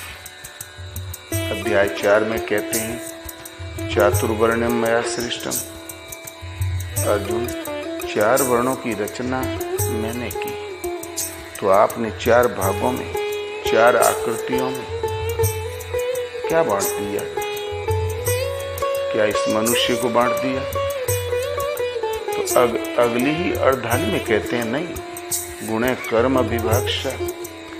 गुणों के माध्यम से हमने कर्म को 4 भागों में बांटा। यदि कर्म समझ में आ जाएगा तो बंटवारा भी हो जाएगा। गीता के अनुसार योग विधि यज्ञ है, उसे चरितार्थ करना, कार्य रूप देना कर्म है। एक निश्चित विधि है, इसलिए नियत कर्म है। दुर्लभ मानव तन मिला है तो इसका एक ही कर्तव्य पथ है, इसलिए कार्यम कर्म है। वो केवल भगवान के लिए, इसलिए तदर्थ कर्म। सदगुरु के शरण होके लगा जाता है, इसलिए मदर्थ कर्म। कामना रखोगे तो भटक जाओगे, और केवल सीधा लक्ष्य पर ही दृष्टि है तो निष्काम कर्म उस तीर की तरह पहुंच जाएगा। बहुत से नाम दिए लेकिन है एक। यदि योग विधि हमें नहीं मालूम और फिर समझकर हमने 2 कदम रखा नहीं उस पे, तो हम शूद्र कदापि नहीं हैं। ये तो यूं समझो कि कोई एमएलए एमपी होके मिनिस्ट्री पा गया हो, ऐसी बात है। एडमिशन हो गया हो डॉक्टरी में, ऐसी बात है। तो प्रथम कक्षा का नाम है शूद्र। तो गुण एक पैमाना है, मापदंड है तराजू।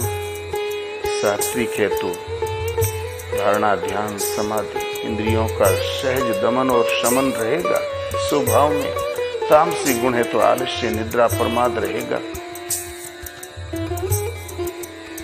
इन गुणों के आधार पर हमने एक ही कर्म को 4 श्रेणियों में बांटा। वितरण की गई जो वस्तु वो है कर्म। आराधना, चिंतन पथ को बांटा। आज आप चिंतन में लग जाओ, आपका मन नहीं लगेगा। 2 घंटे भजन में बैठोगे, जिस मन को बैठना चाहिए वो 10 मिनट भी नहीं बैठेगा। भजन नहीं करते हो नहीं होता, करते हो तब भी तो नहीं होता। शरीर भर बैठा है, क्यों समय नष्ट करते हो? ये मुझसे पार कैसे लगे इस पथिक से? तो किसी तत्वदर्शी महापुरुष की शरण जाओ, मन कर्म वचन से सेवा और साथ लग जाओ। उनके उपदेश और टूटी फूटी सेवा से, उपदेश के अनुसार टूटा फूटा अभ्यास करने से थोड़े ही समय में साधना जागृत हो जाएगी, भजन जागृत हो जाएगा। तब फिर डूब के लग जाओ। तो प्रथम चरण होता है सेवा।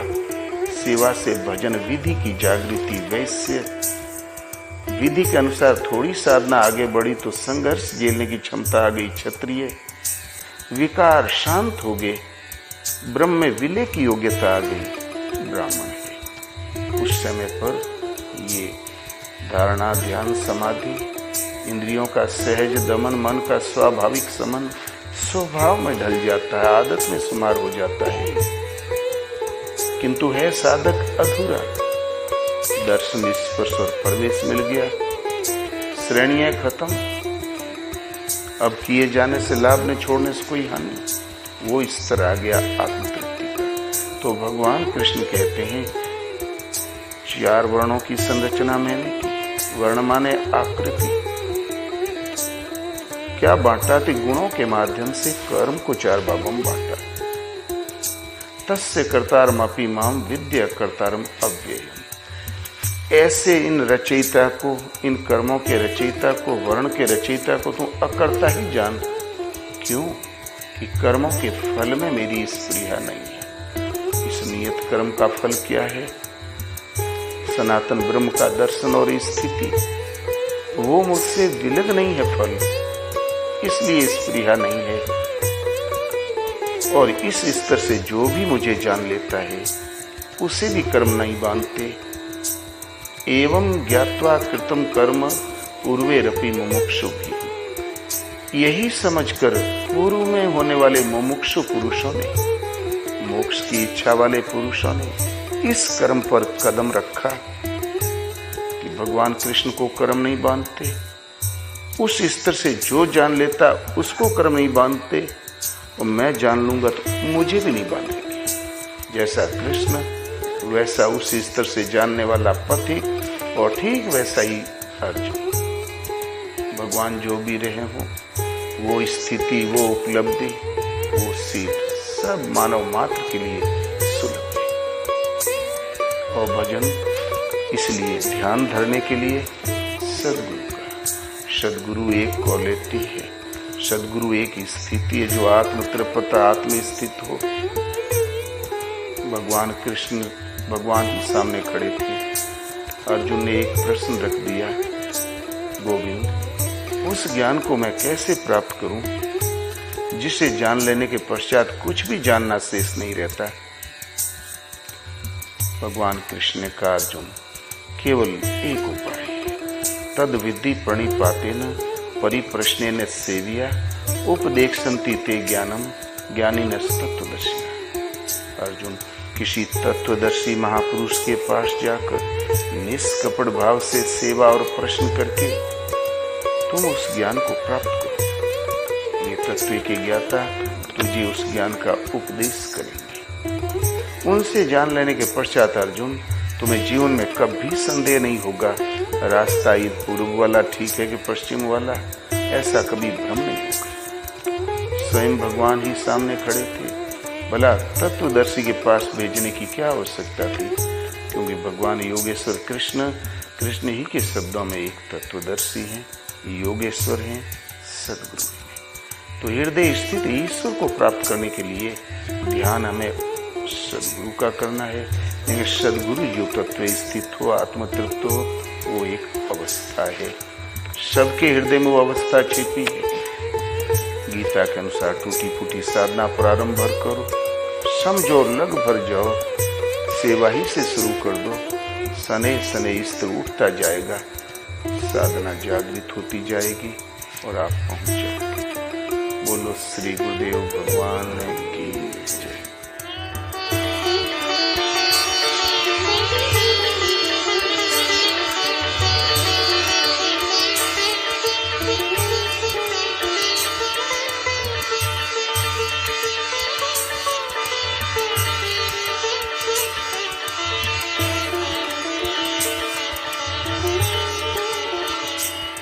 बोलो श्री राम जय जय राम।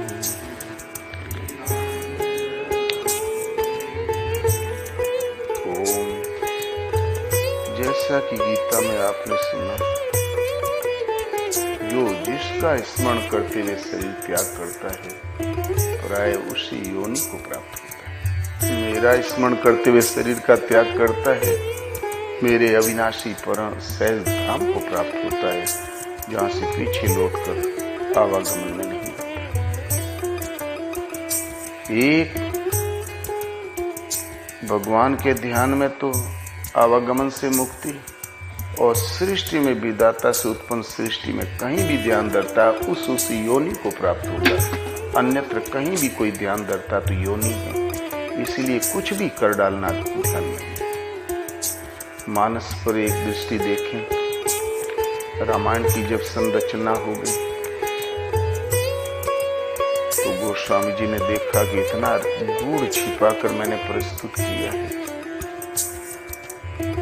इसको समझने की क्षमता सब में हो ही नहीं सकती। रामायण हम कैसे समझें, उसके लिए कुंजी लगा दी। एक ही शास्त्र को दो दृष्टियों से लिखा जाता है, खासकर रामचरितमानस दो दृष्टियों से लिखा गया है। एक तो इतिहास को कायम रखना, जिससे कि पूर्वजों के पद चिन्हों पर लोग चल सके, आदर्श जीवन जी सके, किंतु सफलतापूर्वक जी खा लेने से, आयु के दिन पूरा कर लेने से हमारा कल्याण संभव नहीं, कर्तव्य की पूर्ति नहीं। इसलिए दूसरा दृष्टिकोण है अध्यात्म। हर जीव माया के अधीन, माया जैसा नाच नचाती वैसा नाचता है। इस माया के चंगुल से निकाल के आत्मा की अधिकृत भूमि में खड़ा कर दे, आत्म दर्शन, स्पर्श और स्थिति दिला दे। उस विद्या का नाम है अध्यात्म विद्या। इन दो दृष्टियों से शास्त्र की रचना हुई है मानस की। बाहर वाली दृष्टि तो लोग तुरंत पकड़ लेते हैं, क्योंकि वो बाहर खड़ा है माइक क्षेत्र पर, लेकिन ये अंदर वाला जो हठात समझ में नहीं आता। इसलिए गोस्वामी जी ने रामचरितमानस की संरचना के पश्चात स्वयं निर्णय दिया कि रामायण कब समझ में आएगी, इसको समझने का उपाय क्या है। तो श्री गुरु पद नख मणिगण ज्योति, सुमिरत दिव्य दृष्टि ही होती। गुरु महाराज के पद नख की ज्योति मणि और माणिक्य के तुल्य है। इनका स्मरण करने से हृदय में दिव्य दृष्टि का संचार होता है। दलन मोहतम शोष प्रकाशो, पड़े भाग्य और आवई जासु। ये मोह से उत्पन्न अंधकार को नष्ट करने वाला है वो प्रकाश। वे लोग बड़े भाग्यशाली हैं जिनके हृदय में गुरु महाराज का चरण आ जाए, ध्यान की स्थिति में उतर आए। किसी ने रगड़ किया, मेहनत किया और चरण हृदय में उतर ही आए तो उससे लाभ क्या। तो गरही विमल बिलोचन ये की, मिटही दोष दुख भव रजनी के। हृदय के निर्दोष नेत्र खुल जाते हैं, चरणों के हृदय में, गुरु महाराज के चरणों के हृदय में आते ही हृदय के निर्मल नेत्र खुल जाते हैं, रामचरितमानस के प्रति सूझ पैदा हो जाती है और भवबंधन भी छूट जाता है। उगरहि बिमल बिलोचन ही के, मिटहि दोष दुख भव रजनी के। भव माने पुनर्भव, आवागम के दोष और दुख मिट जाते हैं। इतना ही नहीं, सूझहि रामचरित मणि मानिक, गुप्त प्रगट जहाँ जो जेहि खानिक। रामचरित मानस के प्रति सूझ पैदा हो जाएगी। गुप्त जो लिखने में नहीं आ सका, प्रगट जो लिखने में आ चुका है, अथवा जो जेहि खानिक, उस पर ब्रह्म परमात्मा के अंतराल में, उस प्रभु के अंतराल में जो भी रहस्य छिपा है वो भी प्रकट हो जाएगा। सब बात लिखने में नहीं आती। तुलसीदास जी ने एक जगह संकेत किया कि मैं उतना ही लिख पाया हूँ जितना अपने बुद्धि बल पराक्रम से मक्खी आकाश में उड़ती और जितना पता लगा लेती आकाश की दूरी का, उतना ही मैं लिख पाया हूँ। अनुभूति लिखने में आती नहीं, वो प्रत्यक्ष दर्शन है। तो यहाँ गोस्वामी जी ने ध्यान सदगुरु के चरण का बताया। एक जगह पर यज्ञ हो रहा था, धनुर्यज्ञ। बड़े बड़े हजारों राजकुमार एक से एक भुजदंड वाले उठे और लगे ताकत अजमाने। धनुष से मस्त। तब फिर 10,000 राजा एक साथ उठे, परिकर बांधे उठे अकुलाई, चले इष्ट देवन सिर नाई। कमर कस के अकुला के उठे, किंतु धनुष की ओर बढ़ने लगे और धनुष पर दृष्टि पड़ी तो सहम गए, लगे इष्ट देव मनाने। चले इष्ट देवन सिर नाई, अपने अपने इष्ट देवों को नमन किया और तब चले। हम इष्ट को क्यों मनाते हैं? हम जानते हैं कि समस्या गंभीर, ये हमारे बल पराक्रम से हल होने वाला मसला नहीं है। तब हम भगवान इष्ट को मनाते हैं कि प्रभु सहायता करें ताकि इस कार्य में मैं उत्तीर्ण हो जाऊं। बच्चे जब स्कूल में परीक्षा होती तब बहुत मनाते हैं, हर मंदिर में कहीं न कहीं खड़े मिलते हैं, जानते हैं कि हमारे अब पढ़ाई के माथे पास हो चुके हैं। तो अपना बल, इष्ट देवों का बल, और लगाया धनुष पर हाथ। 10,000 राजा और उतने इष्ट, लेकिन टस से मस नहीं हुआ धनुष। विकल होके जनक गिर पड़े, बोले अब कन्या कुमारी रहेगी तो मैं क्या करूं, मेरा कोई वश नहीं है। अब अधीर होके विलाप करने लगे। विश्वामित्र ने देखा अब समय ठीक है, क्योंकि प्रत्याशी तो सब ठंडे हो गए, अब उधर कोई बड़ी निराब खाली मैदान है। तब उन्होंने आदेश दिया राम को, उठो राम भंजो भव चापो, मेटो तात जनक परितापो। इस भवचाप को तुम तोड़ ही डालो। जनक के हृदय में आग लगी हुई है, सुलग रहा है आमे की तरह, इसका ताप ठंडा कर दो राम। ये नहीं कहा कि राम इसे तोड़ दो, सीता प्राप्त कर लो। जनक के हृदय में जलन है, इसको ठंडी कर दो। सुनी गुरु बचन चरण सिरु नावा, हर्ष विषादन कछूर आवा। तुरंत वाणी सुनना था कि चरणों में मस्तक टेका, मैं हर्ष था न विषाद। कोई हर्ष नहीं कि सीता मिलेगी, कोई विषाद नहीं टूटेगा कि नहीं। आज्ञा पालन। खड़े होके फिर आदेश मांगा, गुरु पद बंदे सहित अनुरागा, राम मुनि सन आय सुमांगा। गुरु के चरणों की वंदना की बड़े अनुराग से और कहा भगवान के आदेश से। आदेश मांगा, जब आदेश मिल गया तब भी धनुष नहीं टूटा। तब धनुष के पास खड़े होकर राम ने अपने इष्ट देव का सुमरण किया विधिवत। गुरु ही प्रणाम मन ही मन कीना, अतिला घ्रम उठा ये धनु लीना। गुरु महाराज को प्रणाम मन ही मन किया। मन से हृदय में गुरु महाराज के चरण को पकड़ा। जब चरण दिखाई देने लगे, जैसे शीशे में अपना मुंह दिखाई देता है, ऐसे ही हृदय में दिखाई देने लगे, तो तुरंत प्रणाम किया और उसी क्षण में धनुष, उसके साथ ही धनुष उठ गया। बड़ी हल्काई से उठ गया, जैसे कुछ था ही नहीं।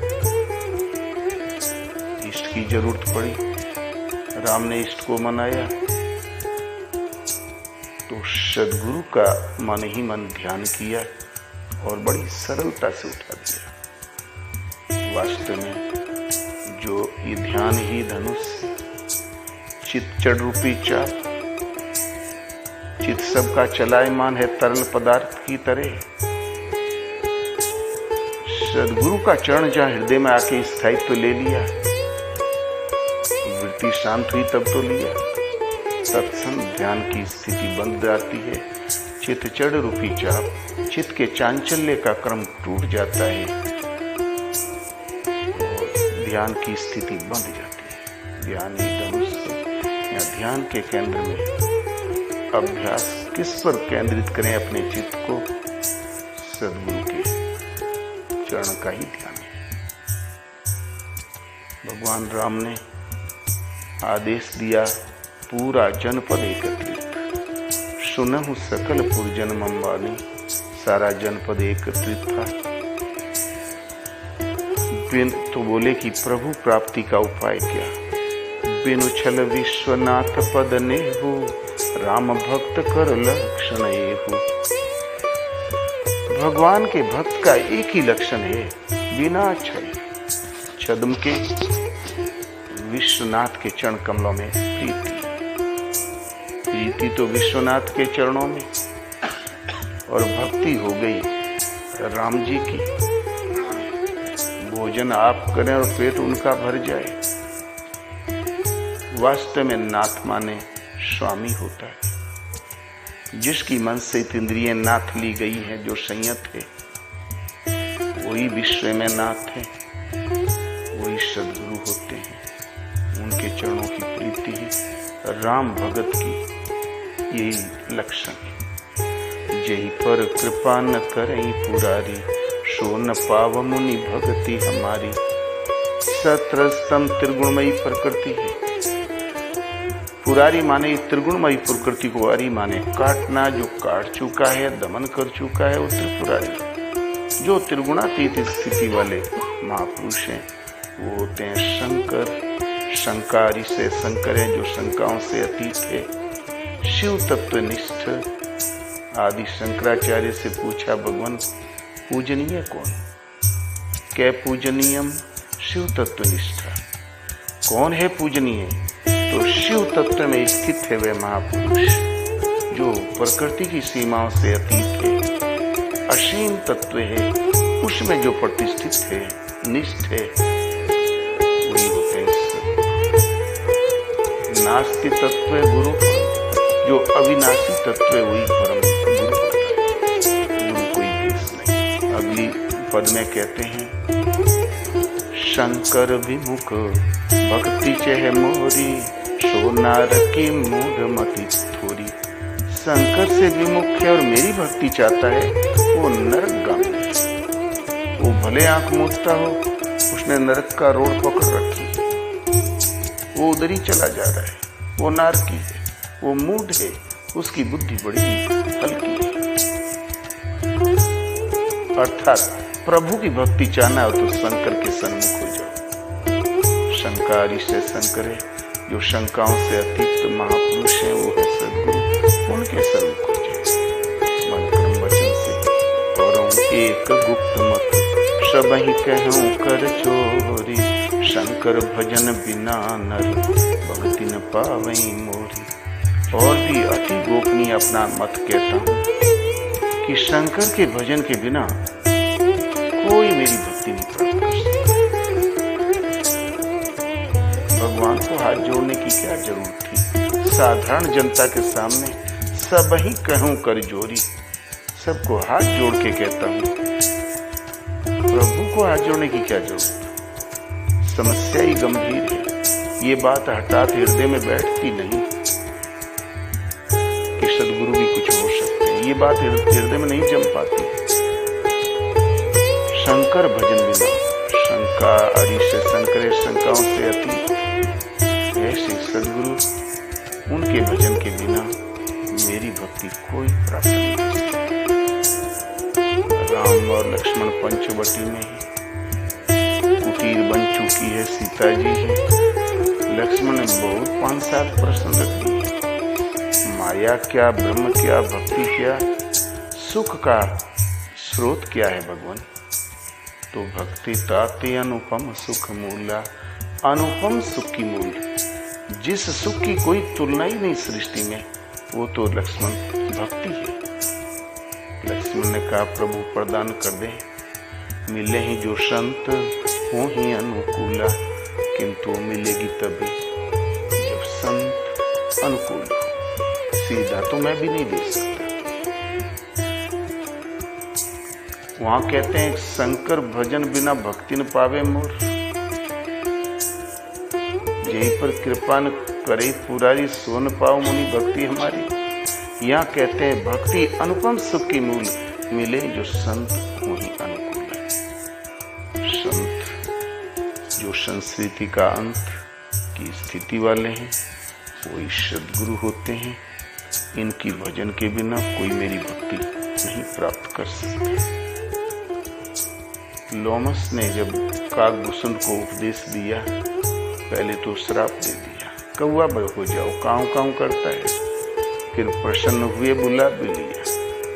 तो राम मंत्र मोहि मुनि वर दीना, राम भक्त अधिकारी चीना। पहले तो उन्होंने जाप करने के लिए राम मंत्र दिया, बाद में दिया ध्यान। भजन का दूसरा अंग है ध्यान। पहला होता है नाम। देखिए रूप नाम यादीना। नाम को नाम जब कि इससे एक चित्त में ठहराव नहीं आ जाता, जब तब तक ध्यान पकड़ में नहीं आता। तो बालक रूप राम कर ध्याना, दीन मोहि गुरु कृपा निधाना। बालक रूप राम का ध्यान। राम राजा थे, शूरवीर थे, तपस्वी थे। राम के तो बहुत से एक निराले स्वरूप हैं, भला ये बालक रूप राम का ध्यान कैसा? वास्तव में पूज्य महाराज जी कहा करें, स्वरूप में स्थित परमहंस और 5 साल का बच्चा एक ही होता है। शरीर का आकार प्रकार भर बड़ा है, मन स्थिति एक। उन 3, 4, 5 साल के बच्चों में काम, क्रोध, मोह, लोभ, राग, द्वेष कुछ है? एकदम कुछ है ही नहीं। ऐसे ही उन महापुरुषों में कुछ भी नहीं होते। सनकादि इसी स्थिति के थे। देखत बालक बहुकालीना, देखने में बालक, लेकिन सबसे प्रथम जन्मने वाले पुरुष थे सनकादि ऋषि। इसीलिए बालक स्वरूप की जो स्थिति प्राप्त कर ली हो, यही होते हैं सद्गुरु। कोई भाव भेद नहीं, सद्गुरु कुछ लेते भी नहीं, बल्कि साधकों के मनोगत सारे विकारों को ही ले लेते हैं। वस्तु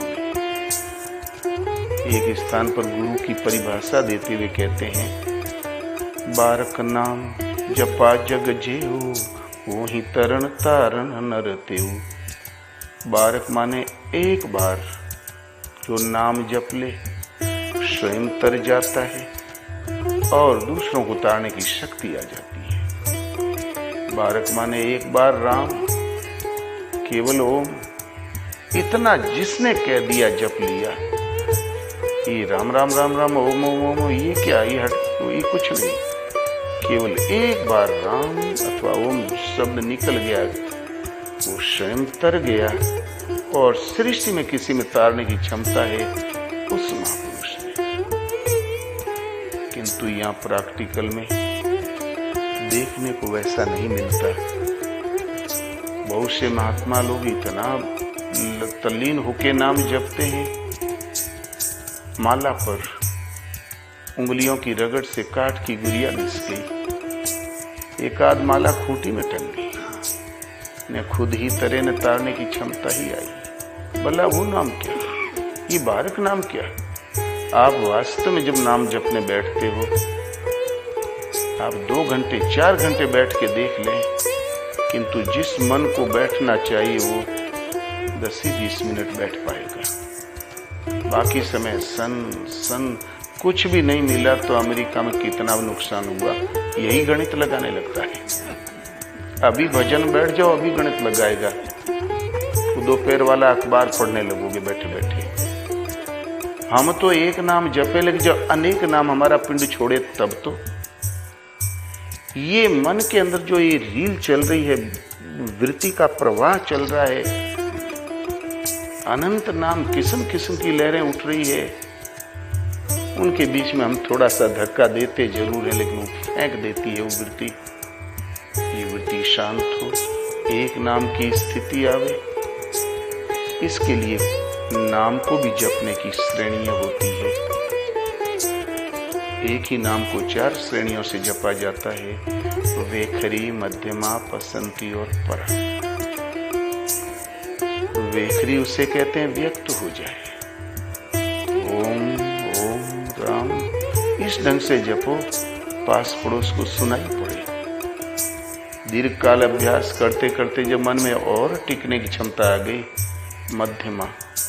मध्यमा ने धीमे, आहिस्ते आहिस्ते इस ढंग से उच्चारण करो, पास पड़ोस में कोई बैठा उसको न सुनाई पड़े, किंतु तुम उच्चारण अवश्य करो, सुनो भी समझो। ये उच्चारण कंठ से होता है। हल्का सा जीभ का सहारा देकर और साधना उन्नत हो गई तो पश्यन्ति, तीसरी वाणी पश्यन्ति, पश्य माने देखना। अब नाम को ने तेज जपो ने आस्ते, शांत बैठ के देखो। ये पसंती वाणी के जाप का उतार चढ़ाव श्वास पर है। मन को दृष्टा रूप में खड़ा कर दो, देखो श्वास कब अंदर गई, कितनी रुकी, कब लौट के आई, कितनी रुकी, फिर लौट के कब गई। ये आधा सेकंड रुकती भी है, 1 सेकंड। और 2-4 बार मन देखने लगे, देखने की क्षमता आ जाए तो आप चिंतन से नाम डाल दो, श्वास के साथ नाम जपाओ चिंतन से। श्वास अंदर आई तो ओम, बाहर आई तो ओम, ओम ओम ओम। राम जपते हो तो राम। कुछ दिन हमें चिंतन से जपवाना पड़ेगा। थोड़े ही समय में जो श्वास में सहज नाम जो चल रहा है वो जागृत हो जाएगा। तब कुछ नहीं, एक बार सूरत लगाओ तो रिनक दिनक धुनी अपने से उठे, धुनी प्रसारित हो जाएगी। आज मन लगाने से भी नहीं लगता और उस समय मन भगाने से भी नहीं भागेगा। क्यों? कि मन की खुराक वही होगी, मन सिमट चुका है, अब मन का टेस्ट वही हो गया। तो जब पहले तो सूरत लगाना पड़ता है, पश्चंती वाणी में श्वास का जाप करवाना पड़ता है। ढला हुआ नाम जब जागृत हो गया तो बस सूरत लगा भर दो, सुना भर करे, देखा भर करे श्वास को। हमारी जानकारी के बिना एक भी श्वास व्यर्थ न जाने पाए, ये स्तर चिंतन का पहुंचता है। पश्चंती वाणी का जाप है। पश्चंती की पूर्ति और परा के प्रवेश काल में जपे न जपावे अपने से आवे। एक बार सूरत लगी तो लो लग गई, तो तेल धारावत श्वास एकदम खड़ी होकर चलने लगी, खड़ी हो गई। ये परावाणी का जाप।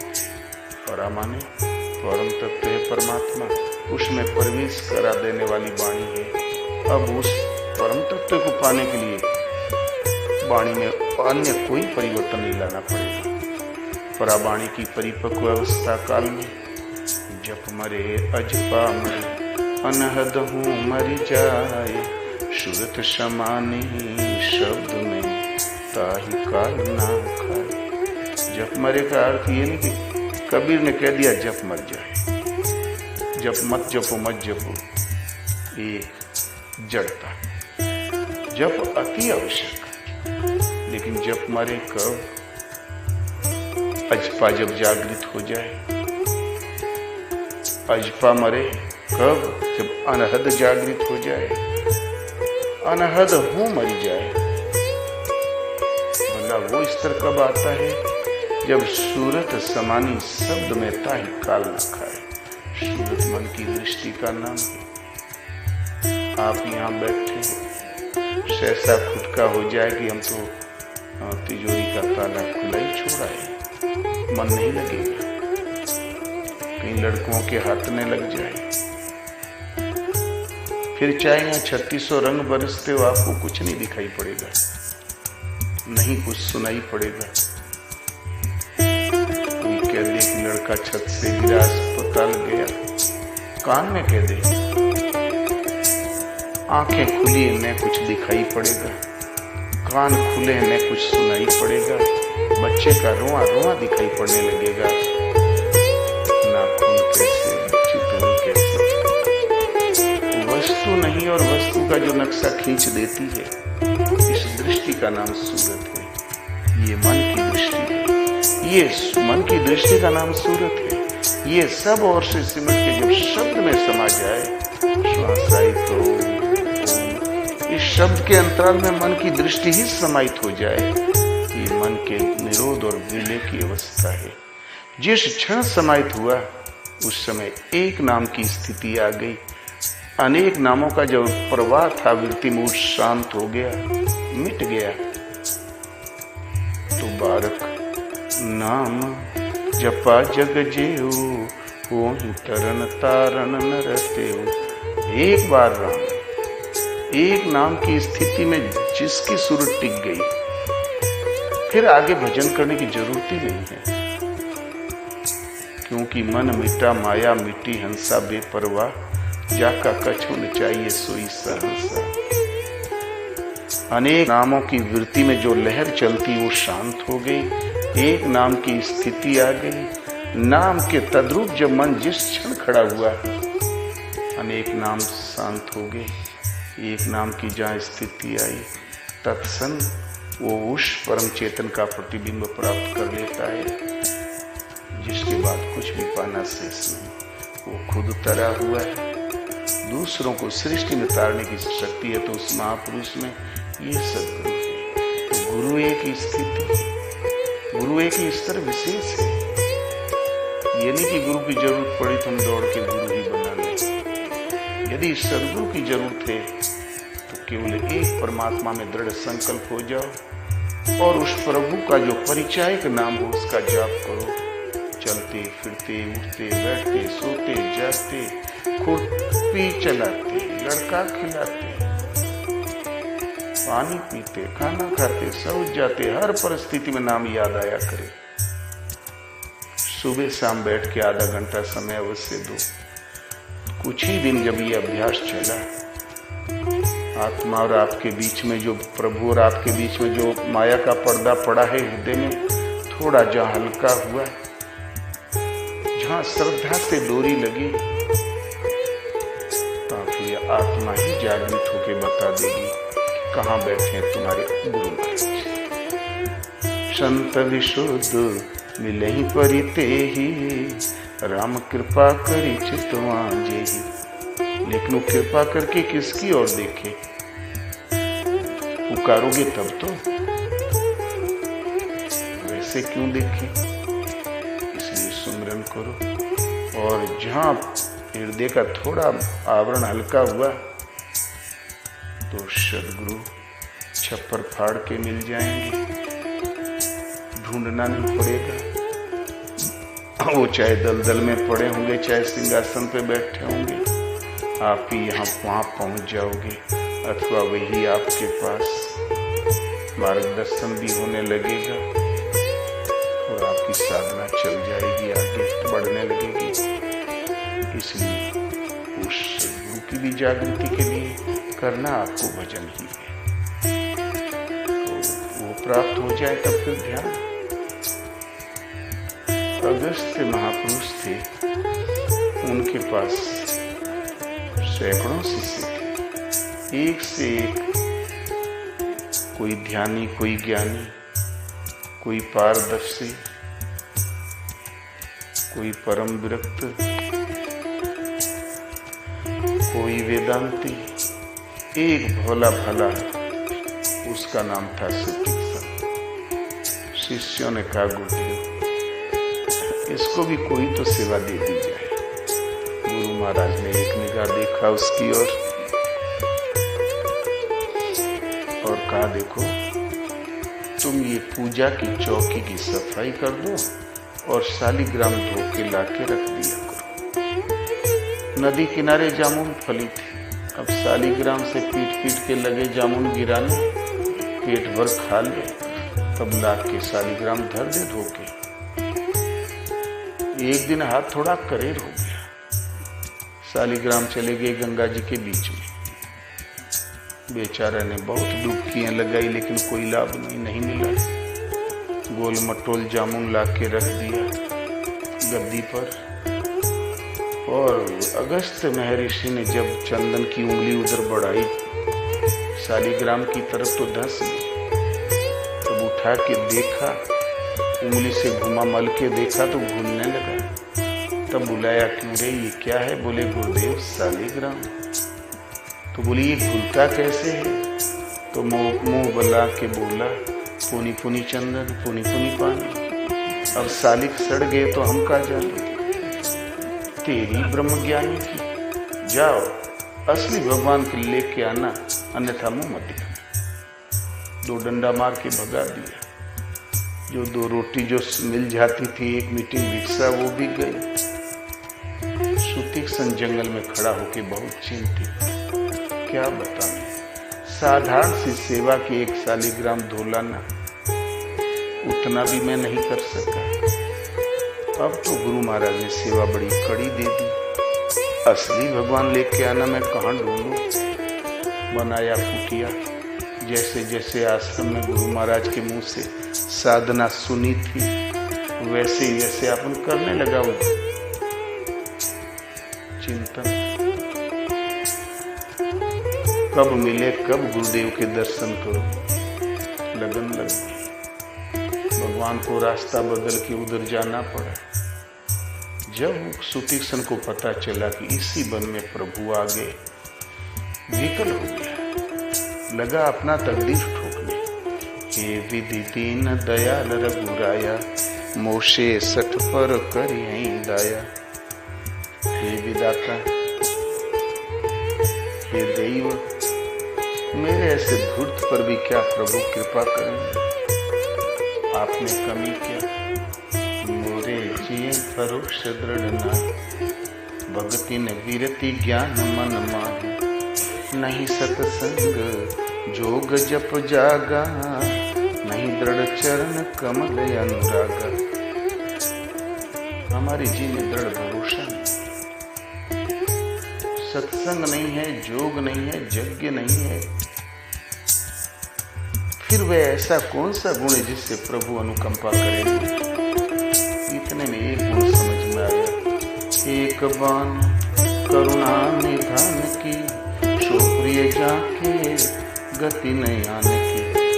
प्रभु की एक बाना, एक बिरदावली है, वो उन्हें प्राणों के समान प्यारा होता है। जिसे किसी अन्य का भरोसा नहीं, तो अन्य का भरोसा तो मुझे नहीं।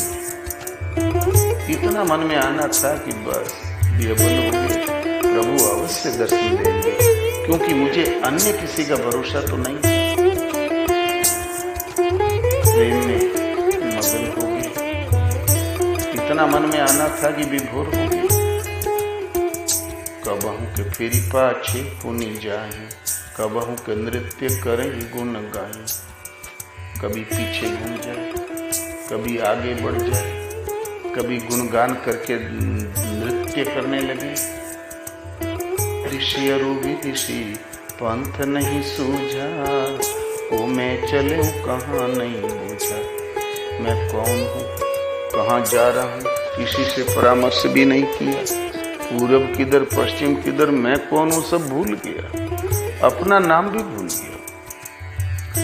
अतिशय प्रीति देखी रघुवीरा, प्रगटे हृदय हर न भव पीरा। अतिशय प्रीति का प्रवाह देखा वृत्ति में, तुरंत भगवान हृदय में प्रकट हो गए। तो मुनि मग महज अचल होई बैसा, पुलक शरीर पनस फल जैसा। जहां हृदय में स्वरूप आया, रोमांच हो गया, जैसे कटहल का फल हो, और बीच रास्ते में स्थिर होके बैठ गए। पगडंडी में नहीं बैठे, किसी फुटपाथ पर नहीं बैठे। रास्ता तो एक ही है, निवृत्ति मार्ग, भक्ति मार्ग। दूसरा भी है प्रवृत्ति मार्ग, भवाटवी का रास्ता, आवागमन का रास्ता। वो रास्ता कहीं पहुंचाता नहीं, चक्कर लगाते ही रहो अनंत काल तक। लेकिन मार्ग वो होता है जो गंतव्य पर पहुंचा दे, वो है निवृत्ति मार्ग, भक्ति मार्ग। भक्ति पथ में चढ़ते चढ़ते साधक जीव प्राणी जब वहां पहुंच जाता है, जब स्वरूप हृदय में आ जाता है, अचल स्थिर होके बैठ जाता है। उसकी सूरत टिक गई, ध्यान जम गया। राम करीब आ गए, मुनि राम बहु भांति जगावा, जागन ध्यान जनित सुख पावा। मुनि को राम जी ने बहुत विधि से जगाया, वो जाग ही नहीं रहे थे। क्यों? कि ध्यान से उत्पन्न सुख जो मिल रहा था। राम जी ने बहुत झकझोरा, कोई लाभ नहीं। तो भगवान ने एक उपाय कर दिया, भूप रूप तब राम दुरावा, हृदय चतुर्भुज रूप दिखावा। रूप राम का रूप तो उन्होंने हटा दिया, चतुर्भुज रूप हृदय में प्रकट कर दिया। मुनि घबरा गए सुतीक्ष्ण, बोले ये भूत कहाँ का, ये क्या? मुनिया खुला है उठा तब कैसे, विकलहीन मणि फणि बर जैसे। वो विकल होके अकुला के खड़े हो गए कि प्रभु कहाँ गए, ये कौन? जहाँ आंखें खोली तो बाहर भगवान खड़े थे। वास्तव में जब हृदय में स्वरूप आ जाता है, सृष्टि में जहां भी दृष्टि पड़े वहां भगवान है। ईशावासम इदम सर्वम यत् किंचित जगत्याम जगत, सर्वत्र ईश्वर का वास है, किंचित भी जगत नहीं। इसी स्थिति वाले महापुरुषों ने पाया कि सिया राम में सब जगह जानी, क्योंकि उनको वही दिखाई दे रहा है और दूसरा कुछ वहां रहता ही नहीं। तो ध्यान रिजल्ट है, ध्यान परिणाम है। पहले सुतीक्ष्ण गुरुदेव की सेवा में भी आधे सफल आधे असफल। फिर जब साधना क्रम समझ में आया एकांत शांत कुटीर में, वहां भी लगे रात दिन चिंतित, कब पाऊं और कब गुरुदेव को मुंह दिखाऊं। जब अतिशय प्रीति देख रघुवीरा, प्रीति का वृत्ति में अतिशय प्रवाह जब आ गया, प्रकट हो गए भगवान, ध्यान भी जम गया, फिर ढकेलने पर भी नहीं खुला। इसलिए ध्यान के लिए पहले सेवा, फिर संयम, फिर साधना, उत्तरोत्तर लगते एक इस तरह ऐसा आता, जब हृदय में प्रेम का अविरल प्रवाह जब आ जाता है तो स्वतः स्वरूप भी उतर आता है, हृदय में प्रकट हो जाता है, ध्यान भी जम जाता है। लोगों को संदेह होता है कि कहीं वो देवता ने नाराज हो जाए, हनुमान जी ने नाराज हो जाए, फालतू बात। ऋषि अगस्त कर शिष्य सुजाना, नाम सुतीक्ष्ण रति भगवाना। मन क्रम बचन राम पद नेहु, सपने आन भरोसन देव। ऋषि अगस्त का सुजान शिष्य, मन क्रम वचन से राम का सेवक, सपने में भी दूसरे देवता का भरोसा नहीं था। तो क्या हो गया, भगवान को पा गए। और ये भी सही वो भी सही, तो उस बेचारे की श्रद्धा स्थिर कहाँ है? एक मंदिर 10 देवता क्यों कर बसे बाजार, और मार्केट कैसा होता है? इसलिए एक प्रभु के प्रति दृढ़ संकल्प हो जाओ और करो सुमिरन। जहाँ भगवान सर्वत्र देखते हैं, सर्वत्र सुनते हैं, उनके लिए कोई जगह ऐसी नहीं है जहाँ वो न हो। ध्यान की स्थिति में विकार स्पर्श नहीं करते। माता सीता लंका में बड़े गाढ़े दिनों में थी। राम ने पूछा, हनुमान, सीता प्राणों की रक्षा कैसे करती? तो नाम पाहरो दिवस निशि, ध्यान तुम्हार कपाट, लोचन निज पद जंत्रित, जाहि प्राण के ही बात। आपके नाम का तो अहर निष्पहरा लगा हुआ है। नाम पाहरो दिवस निशि, ध्यान तुम्हार कपाट। आपके चरणों का ध्यान ही कपाट लगा हुआ है। लोचन निज पद जंत्रित, निज पद माने आपन पाँव नहीं, निज माने आपका जो पद माने धाम, जो लक्ष्य है, दृष्टि वहां टिकी हुई है। यदि उससे विचलित होगी तो कहीं संसार में जाएगी। जिसकी दृष्टि वहां भली प्रकार टिकी हुई वो है ताला लगा है। अब प्राण जाए तो किस रास्ते से? प्राणों का व्यापार में कोई दूसरा दृश्य आवे तो कहां से? ध्यान की जमावट आने पर अन्य कोई विकल्प बीच में बाधक होता ही नहीं। नाम हो, रूप हो, लक्ष्य पर दृष्टि स्थिर हो। ध्यान में एक विशेषता और होती है। और एक बार माता सती ने राम के विषय में संदेह किया। भोलेनाथ ने कहा, अरे नहीं, भगवान है। बोले नहीं, सब एक औरत के पीछे भैं क्यों रो रहे हैं? बोले ठीक, तुम परीक्षा ले लो। बड़े ताव से चली गई।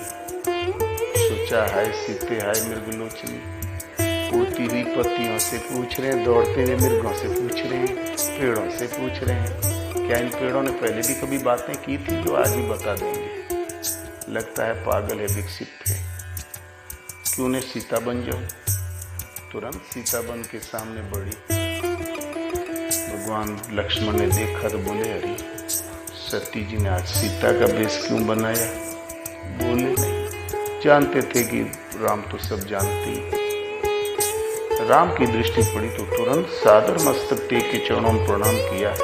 मातेश्वरी, जंगल में अकेली क्यों घूमती हो? कहाँ गए भोलेनाथ? तुरंत लौट पड़ी, कुछ बोली ही नहीं। सोचा ही तो सब कुछ जानते। इतना तावदार भेष बना है तब वो पहचान लिया ना। भगवान ने देखा कि सती ने काफी दुख पाया है, थोड़ी महिमा दिखा दिया। जिधर जा रही थी उधर से राम लक्ष्मण सीता आ रहे थे। बोले अब इनके सामने न पड़ूं तभी भलाई है। घूम गई पूरब तो उधर से भी आ रहे थे, घूम गई पश्चिम तो उधर से भी आ रहे थे। आंख मूंद के बैठ गई तो हृदय में दिखाई पड़ गई। हृदय में बहुत कुछ देखा सती। फिर भगवान ने अपना वो महिमा थोड़ी हटा दिया तो आई। भोलेनाथ ने पूछा, कैसे परीक्षा लिया? तो बोले नहीं भगवान, वो वास्तव में भगवान है, आप ही की तरह हमने भी नमन कर लिया। बोले यहाँ से तो इतना छलांग भर के गई और कुछ किया ही नहीं। बात क्या है? तब शंकर देखूं धरि ध्याना, सती जो कीन चरित सो सब जाना। ध्यान धर के देखा तो जो कुछ किया सारा दृश्य सामने खड़ा हो गया।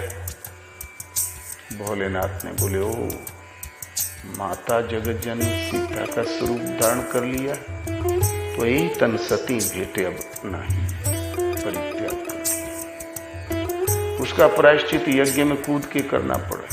दूसरे जन्म में फिर उस प्रायश्चित पूर्ण हुआ तो सती पा गई। तो जीव का जड़ स्वभाव है, संदेह होना कोई अपराध नहीं है। लेकिन ईश्वर पथ में भी एक बार बीज पड़ गया तो उसका कभी विनाश नहीं है, भले का जन्म का अंतर पड़ गया।